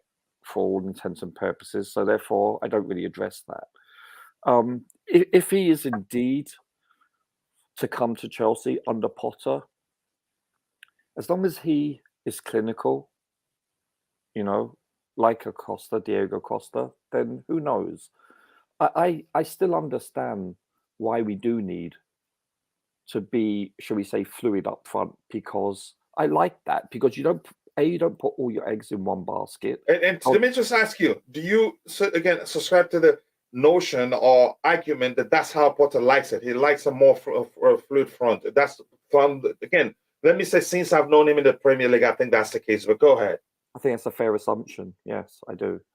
I honestly think that if you rely on one single person, and God forbid that person goes down with an injury, then you're limiting yourself. So to have people in a front 3 or a front 4 or even a front 2, if you want to play a 4-4-2, then you're diversifying yourself. It's simple as that. You're spreading the risk over X amount of players who are equally capable of being clinical and scoring, or at least setting up someone. So based on that approach, it's a more logical and business orientated manner. So I think, why not? But I would not like to see like a Kane would suit us actually, but a typical prototypical number 9 come to us. I like us being fluid. I like us being interchangeable, being able to go from the middle to the right and vice versa, or to the left. I like the fact that we can, we don't have to rely on one specific individual. Or at least if we do, to a certain extent, that person can at least be flexible enough to play on the wing or be able to hold the ball up and set someone else up. Do you understand? I just think that it seems like the number 9 is a dying species in this sport. And I do realize that City just bought, what a player, Haaland. But he's not the norm. He's a freak of nature. I mean that in the most complimentary fashion, by the way. He's an amazing, clinical. I think you're abusing him. Objection, Your Honor. No, seriously, he's a great player, and he brings other people into play also. It's not all about him. But then again, it's about how much do you feed a person the ball? Do you get the quality of passes? Not every team has a Kevin De Bruyne, I mean, if Haaland had come to Chelsea this year, he would have a fraction of the amount of goals that he has at City. So it all depends on the service with which one can provide an individual in that position. And coming to that, when you say it all depends on the service, it brings to mind that, again, you could argue City had to change a bit. They had to adjust the way they play a bit to accommodate the situation where you have a number 9. So practically every time you get to the final third, majority of the times, your goal scoring opportunity is being channeled through a single individual. And you could argue that he has had an adverse effect. To a certain extent, yeah. Yeah, go ahead. Having said that, I mean, they're top of the table as we speak right now. So how much of a detrimental effect has he had on the team? He's already surpassed the scoring record of any individual last year, which was Son and Salah, I believe. Mm-hmm. So, listen, he's probably going to shatter, assuming he stays healthy, he's going to shatter the Premier League scoring record. Actually, it could be even the... Hasn't he done that already? No. And again, in a season, what if somebody's able to reach, somebody's able to reach in a season? If you tally everything, I don't know. But I don't know whether we're talking Premier League goals or total goals. No, I don't believe so. I think it's over 40. Let's just move on from talking about it. But anyway, it's like, with that exception, you look at Tony. I would love if Ivan Toney to come to us, but because he's a prototypical number 9, but he's able to be more fluid in so many ways, which is, I know, a contradiction in terms, but you know what I'm saying. But it's because of the fact that these specific individuals are so rare and hard to find that I believe teams have had no choice but to be more fluid and to use more number 10s, so to speak, and not rely on number 9s. It's just that simple. Otherwise, every team would have a multiple amount of these strikers. It's simple as that. They're so hard to find. So before I go to Max, the question I want to ask you at this point: do you think it's a rumor? Do you have any reason that makes you think it's a rumor? You there, Roger? Are you asking me, sir? Yeah. Do you have any reason to think it's a rumor before I go to Max? Because we're here to make a player that we're linked to make sense. We're going. I think it was Max that previously stated we're going to be linked to everyone and their mother. It's simple as that. And especially, I'm surprised you haven't been linked like to Chelsea. Osimhen, he's done it 3 consecutive seasons right now. But go ahead. I'm surprised you haven't been linked, Coach. I mean, seriously, it's hard to decipher what is real and what is not. In this Twitter sphere. But just give us an answer. I would probably lean on nay. Nay, okay. Yeah, you have to sound like you're in the parliament, don't you? But that's by the way. I'm going to go to Max. Your thoughts on the links with Osimhen. What do you think? I know he's a good player and he's done it for 3 consecutive seasons right now. So it's only natural that we're linked to him. To me, sometimes I say if Chelsea isn't linked to a player, then that player isn't good enough, actually, as people may think they are. But for me, that particular player is, to me, Osimhen is good enough. He's really good. He's done it for how many seasons in a row? He did it in France before Napoli signed him, and he's done it for 2 consecutive seasons at Napoli. But just quickly, I'll come back to you in a bit. Again, Kolo Muani, not for me. Again, you see, people has that you prefer Kolo Muani over Osimhen. Chelsea all the way doesn't want Kolo Muani. Again, Kolo Muani better for Chelsea style. Kante is back. Again, I even went to the website to see if I read something about it, but I believe you. Cobra, more importantly, I hope you're doing well. We are getting some many chances, but we need a striker to bury. That's the problem. You need chances missed by multiple individuals to be buried by a single individual. Start from there and think whether it makes sense to go for a traditional striker if that's really what you want. What do we have again? Prototypical. I'm not sure I like the direction this channel is heading. I mean, we haven't had a poor take in a while. So if Roger can do the honors, yeah, Roger, I hope you understand that one. Max, again, over to you. Your thoughts on the Victor Osimhen links. Yeah, well, I just think, again, it's just unfounded rumours, and I don't think we'll be getting him. Reason being is they've got a certain owner, De Laurentiis. Oh, and yeah. if you know that guy, Mm-hmm. remember when he'll probably join us. He'll probably let us join us when he's about 33 years old in 10 years' time, like he did with Khalid Koulibaly. We wanted Koulibaly about 7, 8 years ago, and he kept moving the goalposts for us and upping the price. Okay, we'll pay that price. No, I want more. Then I want more. I want more. I remember when we wanted the funniest one was when we wanted the Belgian guy. What's his name? The striker up front. Yeah, Dries Mertens. That's him. Yeah. And he had 6 months left on his contract. And you know what this cheeky guy said, De Laurentiis? He said, "Yeah, we'll give him to Chelsea. We'll give you to we'll sell you to him for 5 million, but you loan him to us for the rest of the season." When he was a free at the end of the season, and when I saw that, I thought, "Yeah, this guy's taking a pee." And he's got an asset on his hands in Osimhen, and there's no way that he's going to be letting him go for anything. First of all, I don't think he wants to let him go. If he does, you're looking at 150 million minimum. And you just say something. Again, the truth is he likes to keep his best players, and he means it when he says it. Yeah, go ahead. Exactly. So for me, that's why anyone linked with him is going to be hard to grasp him away. The only way I could see it go, even if you look at Koulibaly did try to put in a transfer request, I believe, but still. And they even offered him a board role when he retires. Yeah. And so they stuck with their guns with him. We're not going to go to negotiate with that guy. So that's why I think, no. Napoli are in a good place at the minute. They're on the verge of winning Serie A. They dismantled Liverpool in the Champions League. And I put them as one of the favourites to win the Champions League, actually, because there's a lot of teams, bigger teams, who are out of form at the minute. The way that they're playing at the moment, I think that they've got a good chance of surprising a lot of people in this competition. So for me, I can't see that happening. And as I agree with you guys as well for the sort of profile of player that we're going for. He is an out-and-out target man, similar to the Drogba's, Tammy Abrahams, people like that.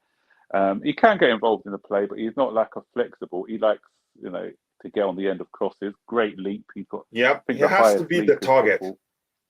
Yeah.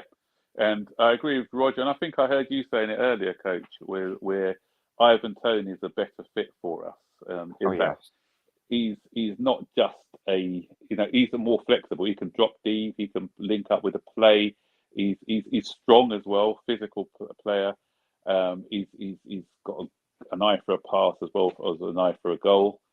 And we need a penalty taker now that Jorginho's gone, and he doesn't miss penalties. If you thought Jorginho was good at penalties, this guy, he's different level. Yeah, and he's used to the English league again, so he's not going to have to take an adjustment period. He will probably have to move home as well because he's like West London based. The only issue, which I think I heard you mention before as well, Coach, was the fact that we need to see what happens with this gambling. Thing that he's got on and just quickly, while you are that, Max, quickly, do you think Bissouma's again, when that case was hanging over him, do you think that was the reason why we didn't really push for him? Possibly, yeah, because if he's going to be, I think, who was it? There was somebody who was banned for a couple of, who had a season ban or something for gambling debts, and I think. What's his name? He used to play for us as well. He was in Turkey. Sturridge. He's got his contract. But Daniel Sturridge. Yeah, because of sort of some gambling. So I don't know what's holding this up. This case with him. So yeah, it's best to see what the outcome is because we're not going to be. Can you imagine we invest 50, 60 million on this player and then find out that he's going to be banned for a season and a half. It'll be typical Chelsea to get a player and then he's not available to play for us. But and also the other good thing is the price is probably going to be half the amount that is being quoted for Osimhen as well. So it makes sense in for many reasons to go for Ivan Toney. And what I like about Ivan Toney as well is not that he's a decent player, he's a good player, but his mentality. We need sort of mentality, because he said, I think when Brentford came up, he says, yeah, we should be challenging for Europe, and everyone laughed at him at the time, but that's his ambition. He wants to go to the top. He doesn't want to settle for just staying in the league. He wants to try and make them compete for the major honours, and that's the sort of mentality that we've been missing at this club. And he's got that sort of mentality in abundance. Anyone who's heard any of his interviews will know that he's a strong-willed player, and he'll be good for the dressing room as well if we can get him, someone like him. Yeah, but Osimhen. You can ask me the question, yes or no, rumours or facts, and I put that down to definite rumours. Exactly, yeah. I can't see it. Definitely rumours. Okay. I like him. Don't get me wrong. I like him as a player. I think he's a great striker, but as I said, I don't think they'll let him go at a reasonable price. Plus, it's not like it's going to come for cheap. Exactly, and I just don't think he's probably the right fit for the side at the moment. So yeah. Yeah, again, thank you so much for that contribution, Bobby. I don't know if you have anything to add to the Osimhen topic again, because we have about just 5 more minutes to call it a day. Early good for me, and I think again it was very organized today. We were not flipping between topics, so that helped quite a lot. Bobby, you go ahead if you're available. I know you're at work too at the same time. Yeah, I agree with Max. Osimhen will be excessively inflated. Ivan Toney is definitely a better option for us. I think he will suit us more. I don't know what's going on with this whole gambling thing. I really don't. There seems to be nothing happening about it, but you know what these people are like. If he suddenly comes to Chelsea, that's when they'll choose to do something about it. But I don't know. But if it's possible to get him, I'm convinced he would go a long way to solving our striker problem. Yeah, it could go a long way, but if we get Osimhen, you mean if we get who, Bobby? Sorry, Ivan Toney.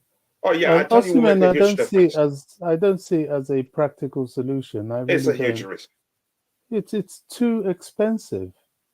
We know what Napoli's like. There's no need to get ourselves embroiled in that sort of excessive payment. And what if he doesn't work out?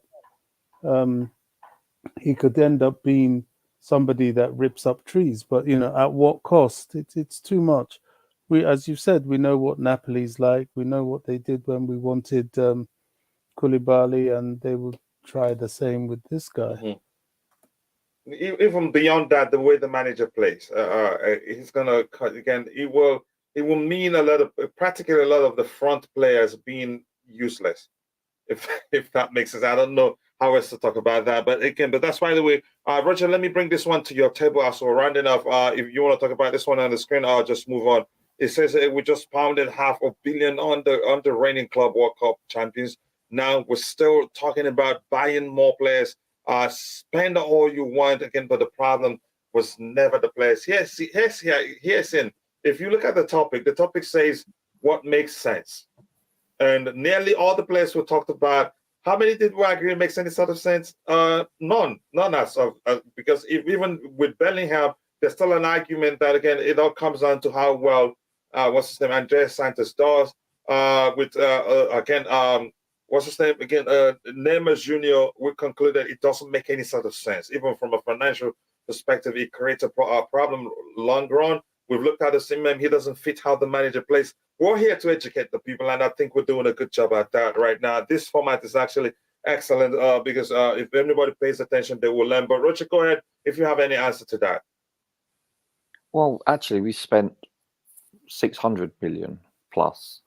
I don't agree with the fact that, if it wasn't the players, then you know what? These great coaches will go to a 4th division team or 2nd division, as they're called now, and get, let's say, Yeovil Town and get them to win the European Cup within 4 years. So obviously, coaches coach, players play.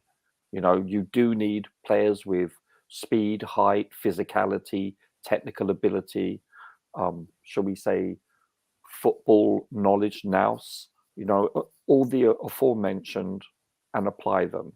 You can have the greatest coach Yeovil Town, and you know what? They're not doing anything. It's simple as that. It is the players. Understand that.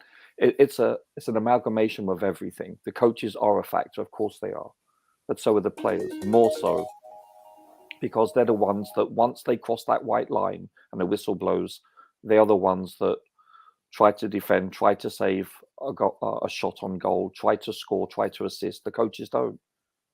The execution is solely the responsibility of the players when they are in a game. It's simple as that. So we obviously, and again, if we're being disagree. honest, I think the new owners are being strategic with the signings. Actually, Yeah. I get it. We're struggling, but the truth is that we've made some excellent signings. All of them are actually excellent signings. Yeah, and this is go ahead. recognized universally. You see pundits like Rio Ferdinand, etc., that are not exactly Chelsea fans, and I leave it at that. And they recognize that the acquisitions that these new owners have made have been strategic, have been of high quality and of youth. So there is some criticism in the first window. However, you cannot say the same concerning, the recent transfer window. It's been universally acclaimed as very solid and strategic, acquisitions. It's simple as that. So I don't see. Yeah, I get, Bobby, why you're frustrated, and I know you're a Potter out person probably. So it's up to you. It's like it takes time. He sent the Declan gang. Yeah, it's you can't just add water and voila, you get an unbeatable side. This is a league where at any moment the top team can be beaten by the bottom team. It's a very competitive league. What has any of this at this point got to do with me? I'm not. No, not you, Bobby. Another Not Bobby. you. Bobby Fairview. But good to know that you're paying attention, old bean. Good to know. The truth is, I don't subscribe, and I take a lot of offense to these people that demonize Chelsea for the money they spent. Chelsea could spend half a pound, 50p, and it will be highlighted. They spend $1 million, it's highlighted. They spend 600 million, it's highlighted. There's always a way to find something bad to say about the club. I'm as tired of that as I am of not getting the winning results. I'm totally drained with it. I don't look at these people as fans. I don't care what anybody says. No, Bobby, I don't think we should be. They're fans, and they are not will fans never stop in my eyes. I'm telling you what but I that's think. your opinion. Go ahead, brother. I don't look at them as fans. I've been supporting this club for many, many years. I know what fans are like. I know the people that really have the club's interest at heart. There are people that just think that supporting the club is about attacking the club. They come on these forums, they attack. Some of them are definitely not fans. They're from other clubs and they pretend to be fans. This happens, whether we want to accept it or not, it happens because it's very easy. Chelsea forums are more than any other club forums. And all these other fans who don't have their own forums, they come on and they enjoy sniping at the club. These others lot that come and they are constantly, there's never, if you see someone that never has anything positive to say, it's always a complaint. Oh, what about this? Oh, what about that? They're looking for something to pin and disparage the club. They're not fans. I can't accept that they are fans. They are not fans at all. Okay. Not at all. All right. Again, like I said, again, we're all entitled to our opinions. You have every right to say they're not fans. To me, I don't think you always have sections of the fans that says what the club is doing, that say what the club is doing is not right. Some say it's very right. It's no different from some saying Mason Mount and some saying Mason Mount is the best player at the club. If that makes any sort of sense to anybody that's listening. Amortization is a fact. It's not a spin. Hence why UEFA are going to change the length of contracts so that again a maximum of 5 years can be used for amortization. That's a new word I learned by first. Again, Osimhen is not the striker for us. I think so too. Again, City were charged for overinflation of sponsorship deals. Again, Etihad. Again, relative, so overhyped sponsor deals. City owners are putting large sums in themselves. Yeah, but again, I remember that. Again, seems like the New York guy. Yeah, I get that. I skipped that because I saw it. What about wingers again for just strikers? Again, for a team to do well, again, the goal should be coming from all departments of defense, midfielders, attackers. And I was waiting for Roger to say here, even though I've said something he's been preaching for a while now. It's the players. Okay, again, Alexis says again, the players are bought. Again, the players we bought are top-class players with a high ceiling potential. They need a certain type of coach to nurture their ability, which is why they chose Potter. Some argument, right? There's some people will think otherwise. I was thinking actually when you get to the end, you're going to say, but Potter isn't the best to get the best out of them. I don't think we need to spend big on strikers. Again, we have a project, and Potter needs time right now. Datro and Broya also need time. They both do, and I agree with you. Why only, again, you said that a million times about agreeing with Bobby Fairview right there and Chelsea boys. Again, those are players who were coached, but that man, Victor Osimhen should not be what Chelsea need. Again, he's happy with Napoli. Yeah, but probably if any club comes in, did he talk about Chelsea or how he likes Drogba also? Again, every year you have a new potential and talent. Yeah, that's the truth. Hutchinson, Caicedo, Chukwuemeka were strategic summer signings. That's the truth. And some again, all of them nearly again will take time to make it into the first team if they continue doing well. If they stay hungry. Alexis McAllister, Caicedo, Bissouma, nobody knew them until they got coaching. They got coached by Potter. Wow, that's the truth. So maybe that's the main reason why the club actually signed them, even though he had a win percentage of 31% before he joined us. So that's a strong argument. Stephen ONG, we really need Osimhen or again another striker that is stronger like Haaland, a striker that can offload the burden from Kai. Again, what worries me the most is that Zhao, Kai, Nkunku, and Mount are playing the same roles next season. Well, somebody makes way for the others to stake, and Chelsea is going down again from all competition. Okay, let's see, Chelsea boy. I think you're responding to someone there. I think with that, again, the last question I want to ask Max is this. Let me see what I highlighted here. Let's put this one to bed. Again, Max, I'll start with you if you're still there. People calling for Zinedine Zidane to take over, even though I'm sure Potter still keeps his job to the end of the season. I've argued Zidane isn't the man. He hasn't proven that he can do anything with a team that it's not as strong as as the Real Madrid team he had. But I don't know if we should even be talking about any other manager taking over when Potter is still the manager at the club, and I don't see him leaving before the end of the season. But your thoughts are, Max. I think we can end on that note, really. Yeah, that's the thing with our fan base, some of our fan base. We're always looking for these CV managers. And what you said, Coach, is exactly right. I haven't seen anything coaching-wise that wants me to take Zidane on.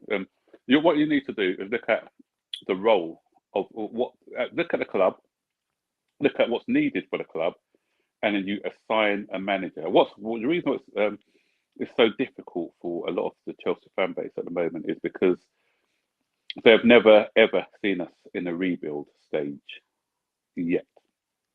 If you look at when we had, I'm not sure how long some fans go far back as, but I go far back, way back. But we had, what's his name, Ruud Gullit. Then after years of not winning anything, we then won something under Ruud, and that continued under Gianluca Vialli. But the way that we were doing it, we were getting a lot of players on the Bosman, older players on the Bosman, people like Mark Hughes, Zola, and people like that. Then the club decided they needed to sort of move into a different direction of trying to build, because we were starting to get into some financial difficulties. So we needed to get a manager in who can build a team rather than just buying in these Bosmans on high wages, because we had our fingers burnt with the likes of Winston Bogard, who just sat on his big contract for ages and not playing any games. So we couldn't really spend high on wages anymore. So we brought in and what's his name? Ranieri. Ranieri came into this, and for 4 years we didn't compete, but he started to build. He started to bring in players like John Terry. He phased out Frank Leboeuf for John Terry. He brought in Frank Lampard, and at the time we had Petit, and he left Petit out. So he started to do things in stages, and it was painful for us at the time, being from successful to rebuild again. But then when Abramovich came in, he was entrusted with, Ranieri was entrusted with carrying on the rebuild. And a lot of the players that came in and worked well for Jose, people like your Claude Makelaidis, your Glenn Johnsons, your Hernan Crespos, they were all brought under Ranieri. So Jose came in and was the ice on the cake. He finished it off. He brought in a couple of players too. So if everything's set for you, like with Zidane, if we had Ronaldo's of this world and everything else, then Zidane's name, what he's got a big name, and then so people sort of tend to listen to him being a big name. But with us now, with the players that we've got at our disposal, Zidane coming in, would he be a good fit for the club? I don't think so at the moment, because we need somebody who is willing to work with these players, allow them to grow, and so Zidane for me doesn't fit that bill. And if you remember, Zidane, once Ronaldo left Real Madrid, Zidane didn't win any more Champions Leagues. So it was a lot of it was and that is just one player. That's what I'm saying. That's just one player, exactly. So you have the best players. He's good. Don't say I'm not saying he's a rubbish coach. Don't get me wrong. He's not a rubbish coach, but he's earned the rights to become a good coach. But what exactly? But he's not he hasn't. I haven't seen anything from him that makes me feel that he's the right coach for what we need as a rebuild. And there's even people are mentioning people like Luis Enrique. Again, I don't see it with him what he can offer us, to be honest. Somebody like Pochettino has proved what he can do. He's not a serial winner, but he's proved that he took Tottenham and made them better and made them competitive, and he's worked with young players. So if someone even said to us, if they threw in Pochettino's name into the hat, I'm not advocating for Pochettino, by the way, But if they threw someone like him into the hat, I could say, yeah, I could see where that makes sense because, you know, he's worked with a lot of younger players with Tottenham and he's made them better and he made them competitive. So we've got a young side now. So we need a manager who's going to be doing that sort of thing. Who can look at our players, make them better and do it. Potter, as you know, he's done it with Brighton. As somebody said in the chat, he's taken some of these players and he's improved their game. Caicedo and McAllister and people like that. He has improved them. What we've got to realise with Potter as well is he's very.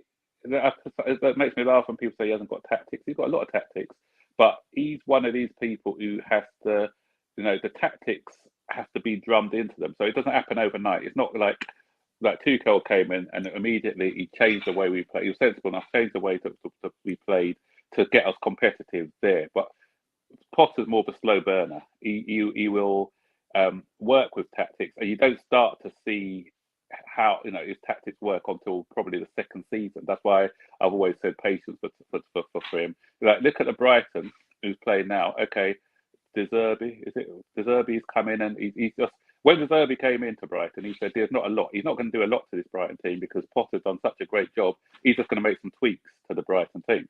And the way that Brighton are playing now is mainly of Potter's footprint with a little sprinkling of what De Zerbi has done. So, you know, that's why it's next season we'll see what Potter can really do if he gets that time. You know, but we are in the results business, so he still needs to get results whilst he's trying to implement his style of football. Just quickly, Max, before I go to Roger, do you think we should be doing better than we're doing right now under Graham Potter? I think, and I've said to other people, I start judging Potter from when the window closed. Two reasons why. A, he's got in a better quality of player now, like people like Fernandes and people like João Felix have come in. The players have come back from injury. Your likes of your Reece James and your Chilwells have come back from injury. He's starting now with a clean slate, with a squad that he can work with. We got, you know, I excused him before because of the injuries that we had and the fact that he had to implement a lot of players into the team, and also the fact that when he did come in, he wasn't able to work with the players on, you know, throughout the whole week because we had Champions League football to play and we had midweek football to play, so it's difficult to implement your play style. Now he's had when we're out of the FA Cup, he had 2 weeks to work with the players, and then now every week now, apart from now that we're back in the Champions League, he's had whole weeks to work with players to implement his style. So of all the players coming back now, I think now is the time to judge him because, as I said, there's no excuses now to, you know. The only excuse he has got is that there's still got younger players. I mean, not, you know, new players who are still bidding in, and that's the only real excuse he's got. So I'm judging him from now on till the end of the season and what he does in pre-season. If he's still around, you know, he's got the whole pre-season to work with the players. We need to hit the ground running next season because, as I said before, we are in a results business, and you know, results have to come as well as, you know, seeing a sign of improvement as well in the way that we play. All right, Roger, I'll come back to you again. Once you speak and Bobby speaks, I think we'll call it a day. I can't thank, just a second quickly. Again, honestly, I saw some positive from the Dortmund game. Moving forward, Chelsea has the opportunity to pick up the pieces from the Southampton game tomorrow. That could help moving forward. Tobichiku Ugoke, I agree with you. Zidane got completely outclassed by Tuchel. Yeah, in 2 legs, actually. In both matches, Madrid came up with the same tactics, and he thought the players would just win. I find him to be very upset. Suspect, so to speak. Again, I don't trust him in the Premier League. I don't think he'd do well. Otis Maxwell, guys, we're looking all over for number 9, and there is number 9 in the Premier League, Tone, and the Nigerian that plays for Leicester City. Who you're talking about? You're talking about Kelechi Iheanacho. Okay, let's see. I think he will fit in the fluid approach. But do I think we'll want him? No. If the club wants him, then we'll start talking about him. They're not a traditional, but can get the job done. They can link up play. Kelechi can actually play as a 10. I know him that well, but I don't think we need him. How can Chelsea fans want Declan Rice before Jude Bellingham? I don't know. People are entitled to their opinions. So No other manager fits the bill for Chelsea except Potter. At this time, there aren't too many managers available. Again, but in terms of the project, young players, you don't want, again, you can say those people you call the world-class managers, they would want to come, they want a ready-made squad. They don't have the time to come start building a team for you. Like again, nurturing young players, nurturing like academy players and all that. It's not their thing. You'd have to pay them something out of this world for them to take the job from you. Enzo and Zakaria and Jay Tomlin's FC, we should be doing better, but the last two games should have been wins. You could say, yeah, especially against the Dortmund game, you could say we were unlucky. And Jay, I think this is the first time I'm seeing you here, and if that's the case, please be sure to subscribe, hit the notification button so you don't miss any shows we have here, and I'm sure you'll find it interesting. That's why you even commented in the first place. So thank you for joining, Jay. Again, 1983 to 1984, we had a minor rebuild, which took us from relegation further to Division 2 champions by signing 5 or 6 and promoted some. Again, let's have here. Say Potter gets the team playing well again and gets a few wins. People will not give him his flowers. Furthermore, Bobby, I think we'll get some feedback from your end. Furthermore, it will only take one or two losses for people to complain about again everything. Here's the thing, like Roger will say, you're damned if you did, you're damned if you don't. Eugene has the Galactical mentality to 11 superstars, no average players. Yeah, I think so. Potter has been trained with the guys. What else is the problem? I don't know. Again, you want to win trophies again? Why we talk about trophies again? But that's, by the way, we'll move on. Bobby, let me let Roger finish today. So, Bobby, up to you. Your thoughts on the Zinedine Zidane links? Sorry, I'm here. Mm-hmm. Yeah, Potter. Look, the role the Zidane links, yeah. Zidane, well, forget Zidane. He's not. I wouldn't have him at Chelsea at all, to be honest. I don't think he is tactically as good. There are certain players that are good with finished articles, and there's certain players, certain coaches, and there's certain coaches that are good with managing Galacticos players. Zidane is a Galacticos whisperer, as I like to call them. Mm-hmm. I actually put Ancelotti in that bracket as well. Ancelotti is not somebody that I think can build a team.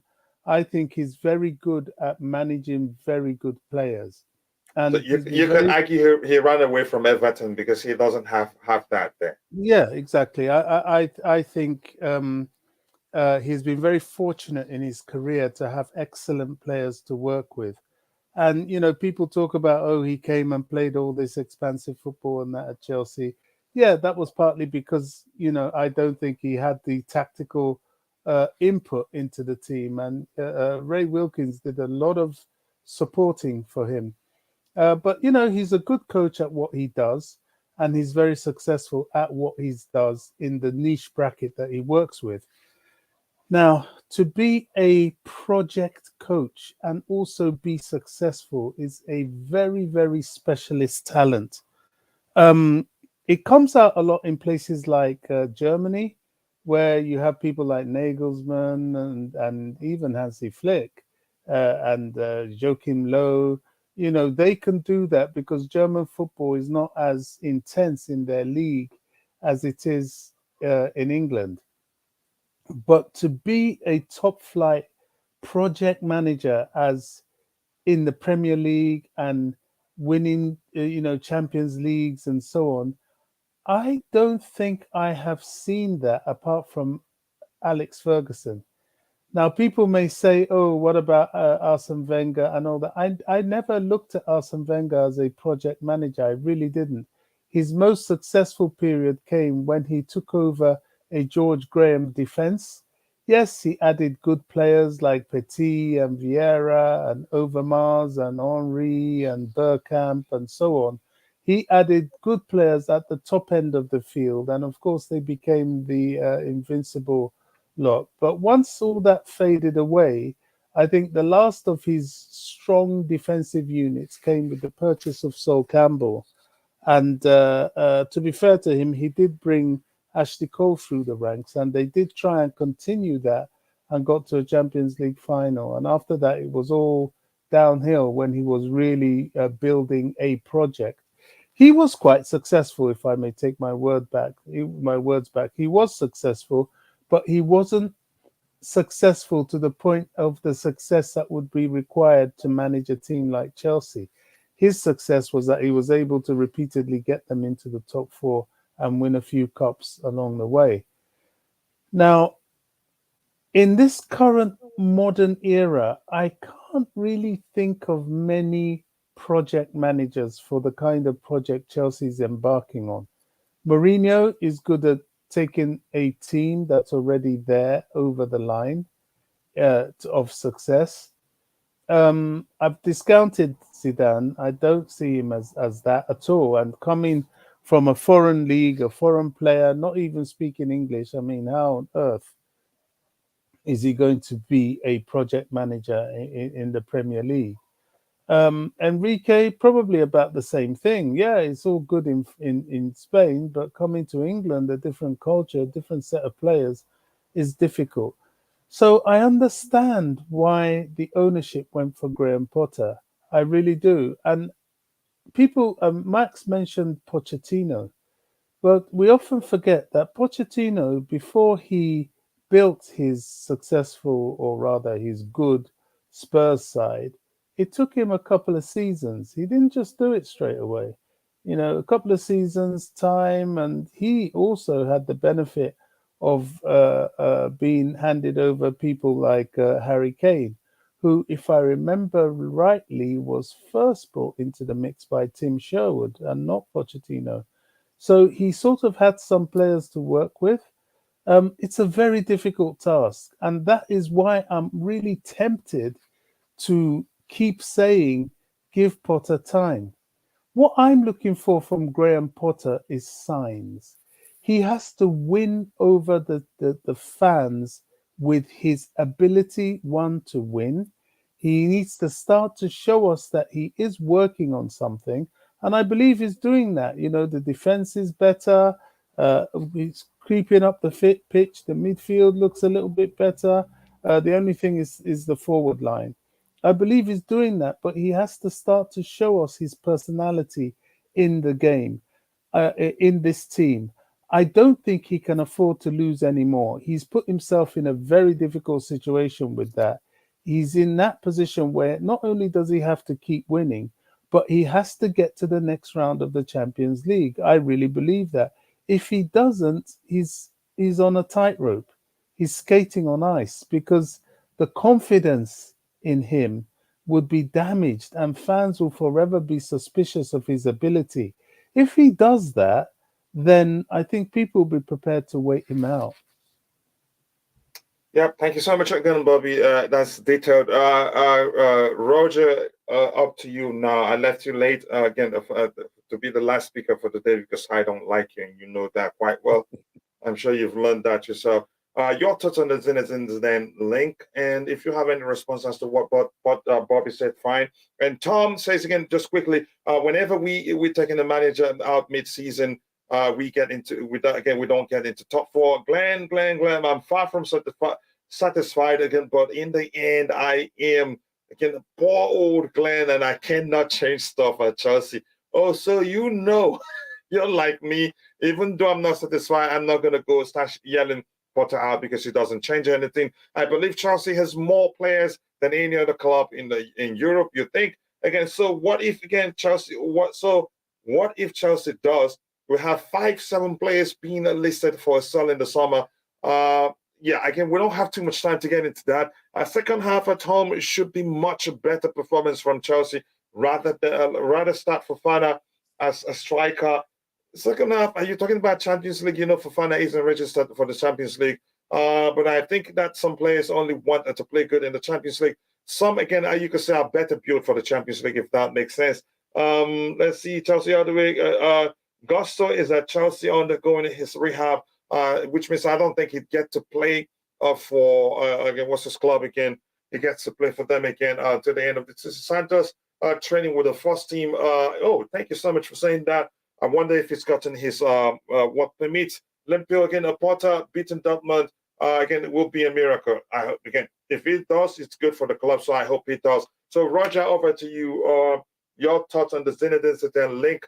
But like you mentioned here, Enrique too is being mentioned, but somebody mentioned Zinedine Zidane specifically. That's why we're talking about him. But you go ahead, Roger. I'll let you talk if you have anything to respond to what Bobby said. Then that's where we ended for the day. We've been streaming for 3 hours and 41 minutes. Shoo, go ahead, Roger. Sure.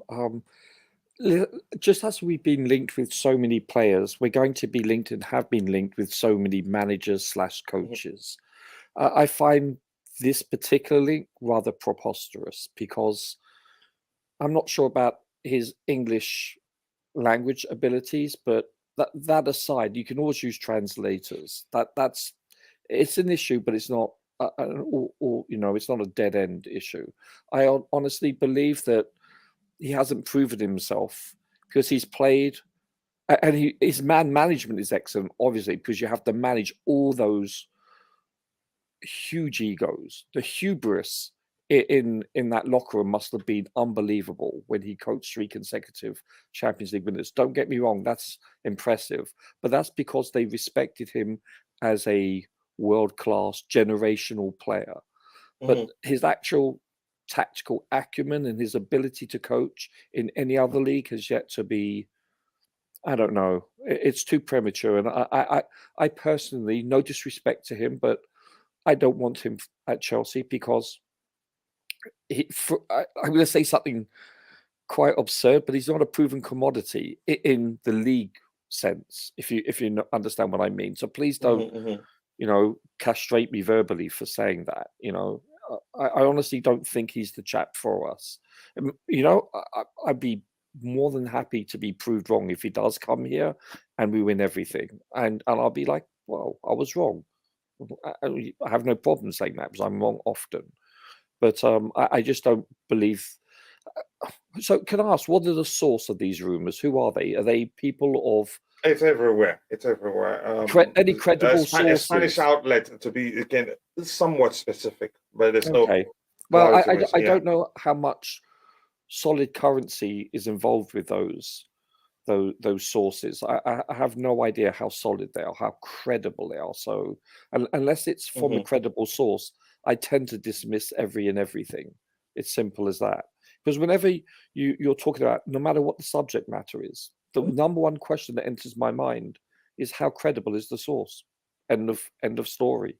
Regarding what Bobby said, I respect Bobby immensely, but I actually disagree with him because regardless of how tenuous Potter's tenure may seem, we can exit this European Champions League hypothetically at Dortmund, as long as it's not like a 10-0 drubbing, etc. I think we can not be successful in the Champions League, end in, let's say, the top 7 or 6, and his job status is secure, I believe.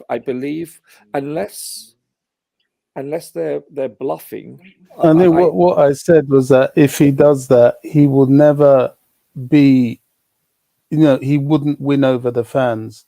The fans' trust of his ability will forever remain in question. That's a valid point.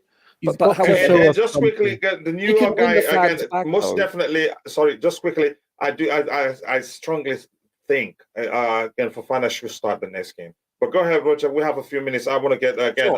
It looks like Max has something else to say, so we'll round off with that. I'm already late. Go ahead, brother. I believe that he can win over the fans eventually, if and when he does become successful. They have short-term memories. Let's put it that way.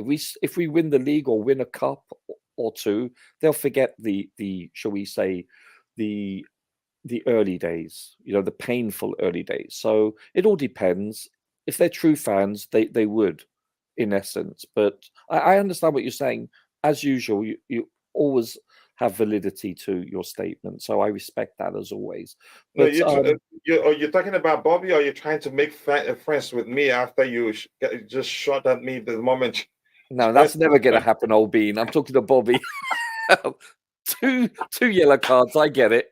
Oh my goodness! That's, by the way, again, I'm going to come to Max. He looks like he has something else to say because he went out and came back in. Max, anything else you want to say?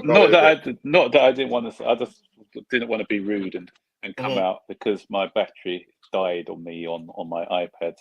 So I just came in just to say thanks for having me on the show, and it's always more thanks to you, brother. Yeah, it's a pleasure to know. And sorry for always stretching you whenever you find time to join. No, it's all right. It's always like coming on your show because it's always sensible, respectful debate, which is which I like, and and you always happy to hear different opinions, even if you don't agree with something. It's respectful, which is good. And so really, really great having being part of your show. Thank you so much. Thank you. I cannot thank you enough. Wishing your channel all the best, and thank you, brother. Thank you. And I'll come on when I can. Work commitments don't allow me to come on as often, but I'll always try and support you whenever I can as well. Yeah. Thank you so much, brother. Thank you. Okay. Thank you again. With that, I want to say I just answered this question. Thanks, are you making? Pleasure to know you, Max. Thank you so much, Max. Are you making the lineup tomorrow? Yes, most definitely. We'll do the predicted lineup, but it will be, how soon can we? Yeah, we can finish on time. If we start 11 a.m. UK, we can finish before the game starts, because the game starts 7 my time. I'm not sure what time is it in the UK. Mount's asking for more cash in contract and give. I'm not sure. I won't say anything. Again, I have no business questioning how much a player wants. It's their job.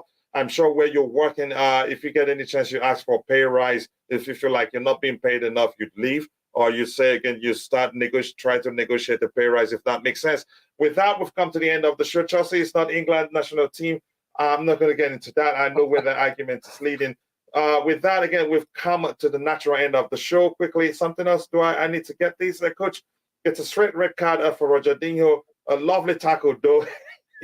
Just don't worry, I'll get back at him. But I want to say again, thank you so much to everyone on the panel, from my brother and friend Max, and again, Rogerdinho, Roger Pop, big up, bro. Much respect to Bobby. Respect also to Liam Lane, who isn't here because of, again, his health condition. But I know I trust, and I've been praying for him. I believe strongly that he will get better, and we'll start seeing him again soon. But more importantly, he needs to get better. Eugene, thank you so much. Tommy, Brian, again, thank you so much. And to my brother, who's probably not here at the moment, the Blue, again, much love to you. Chama Joseph stopped by. Everyone else, again, in the chat, I want to say thank you. Apologies to you, Esamano. Thank you. Keshan, the New York guy. Thank you. Jay Thompson, thank you so much. And if I missed your name, apologies. I'm only a human being. See you guys next time. God bless us all, and bye. Cheers.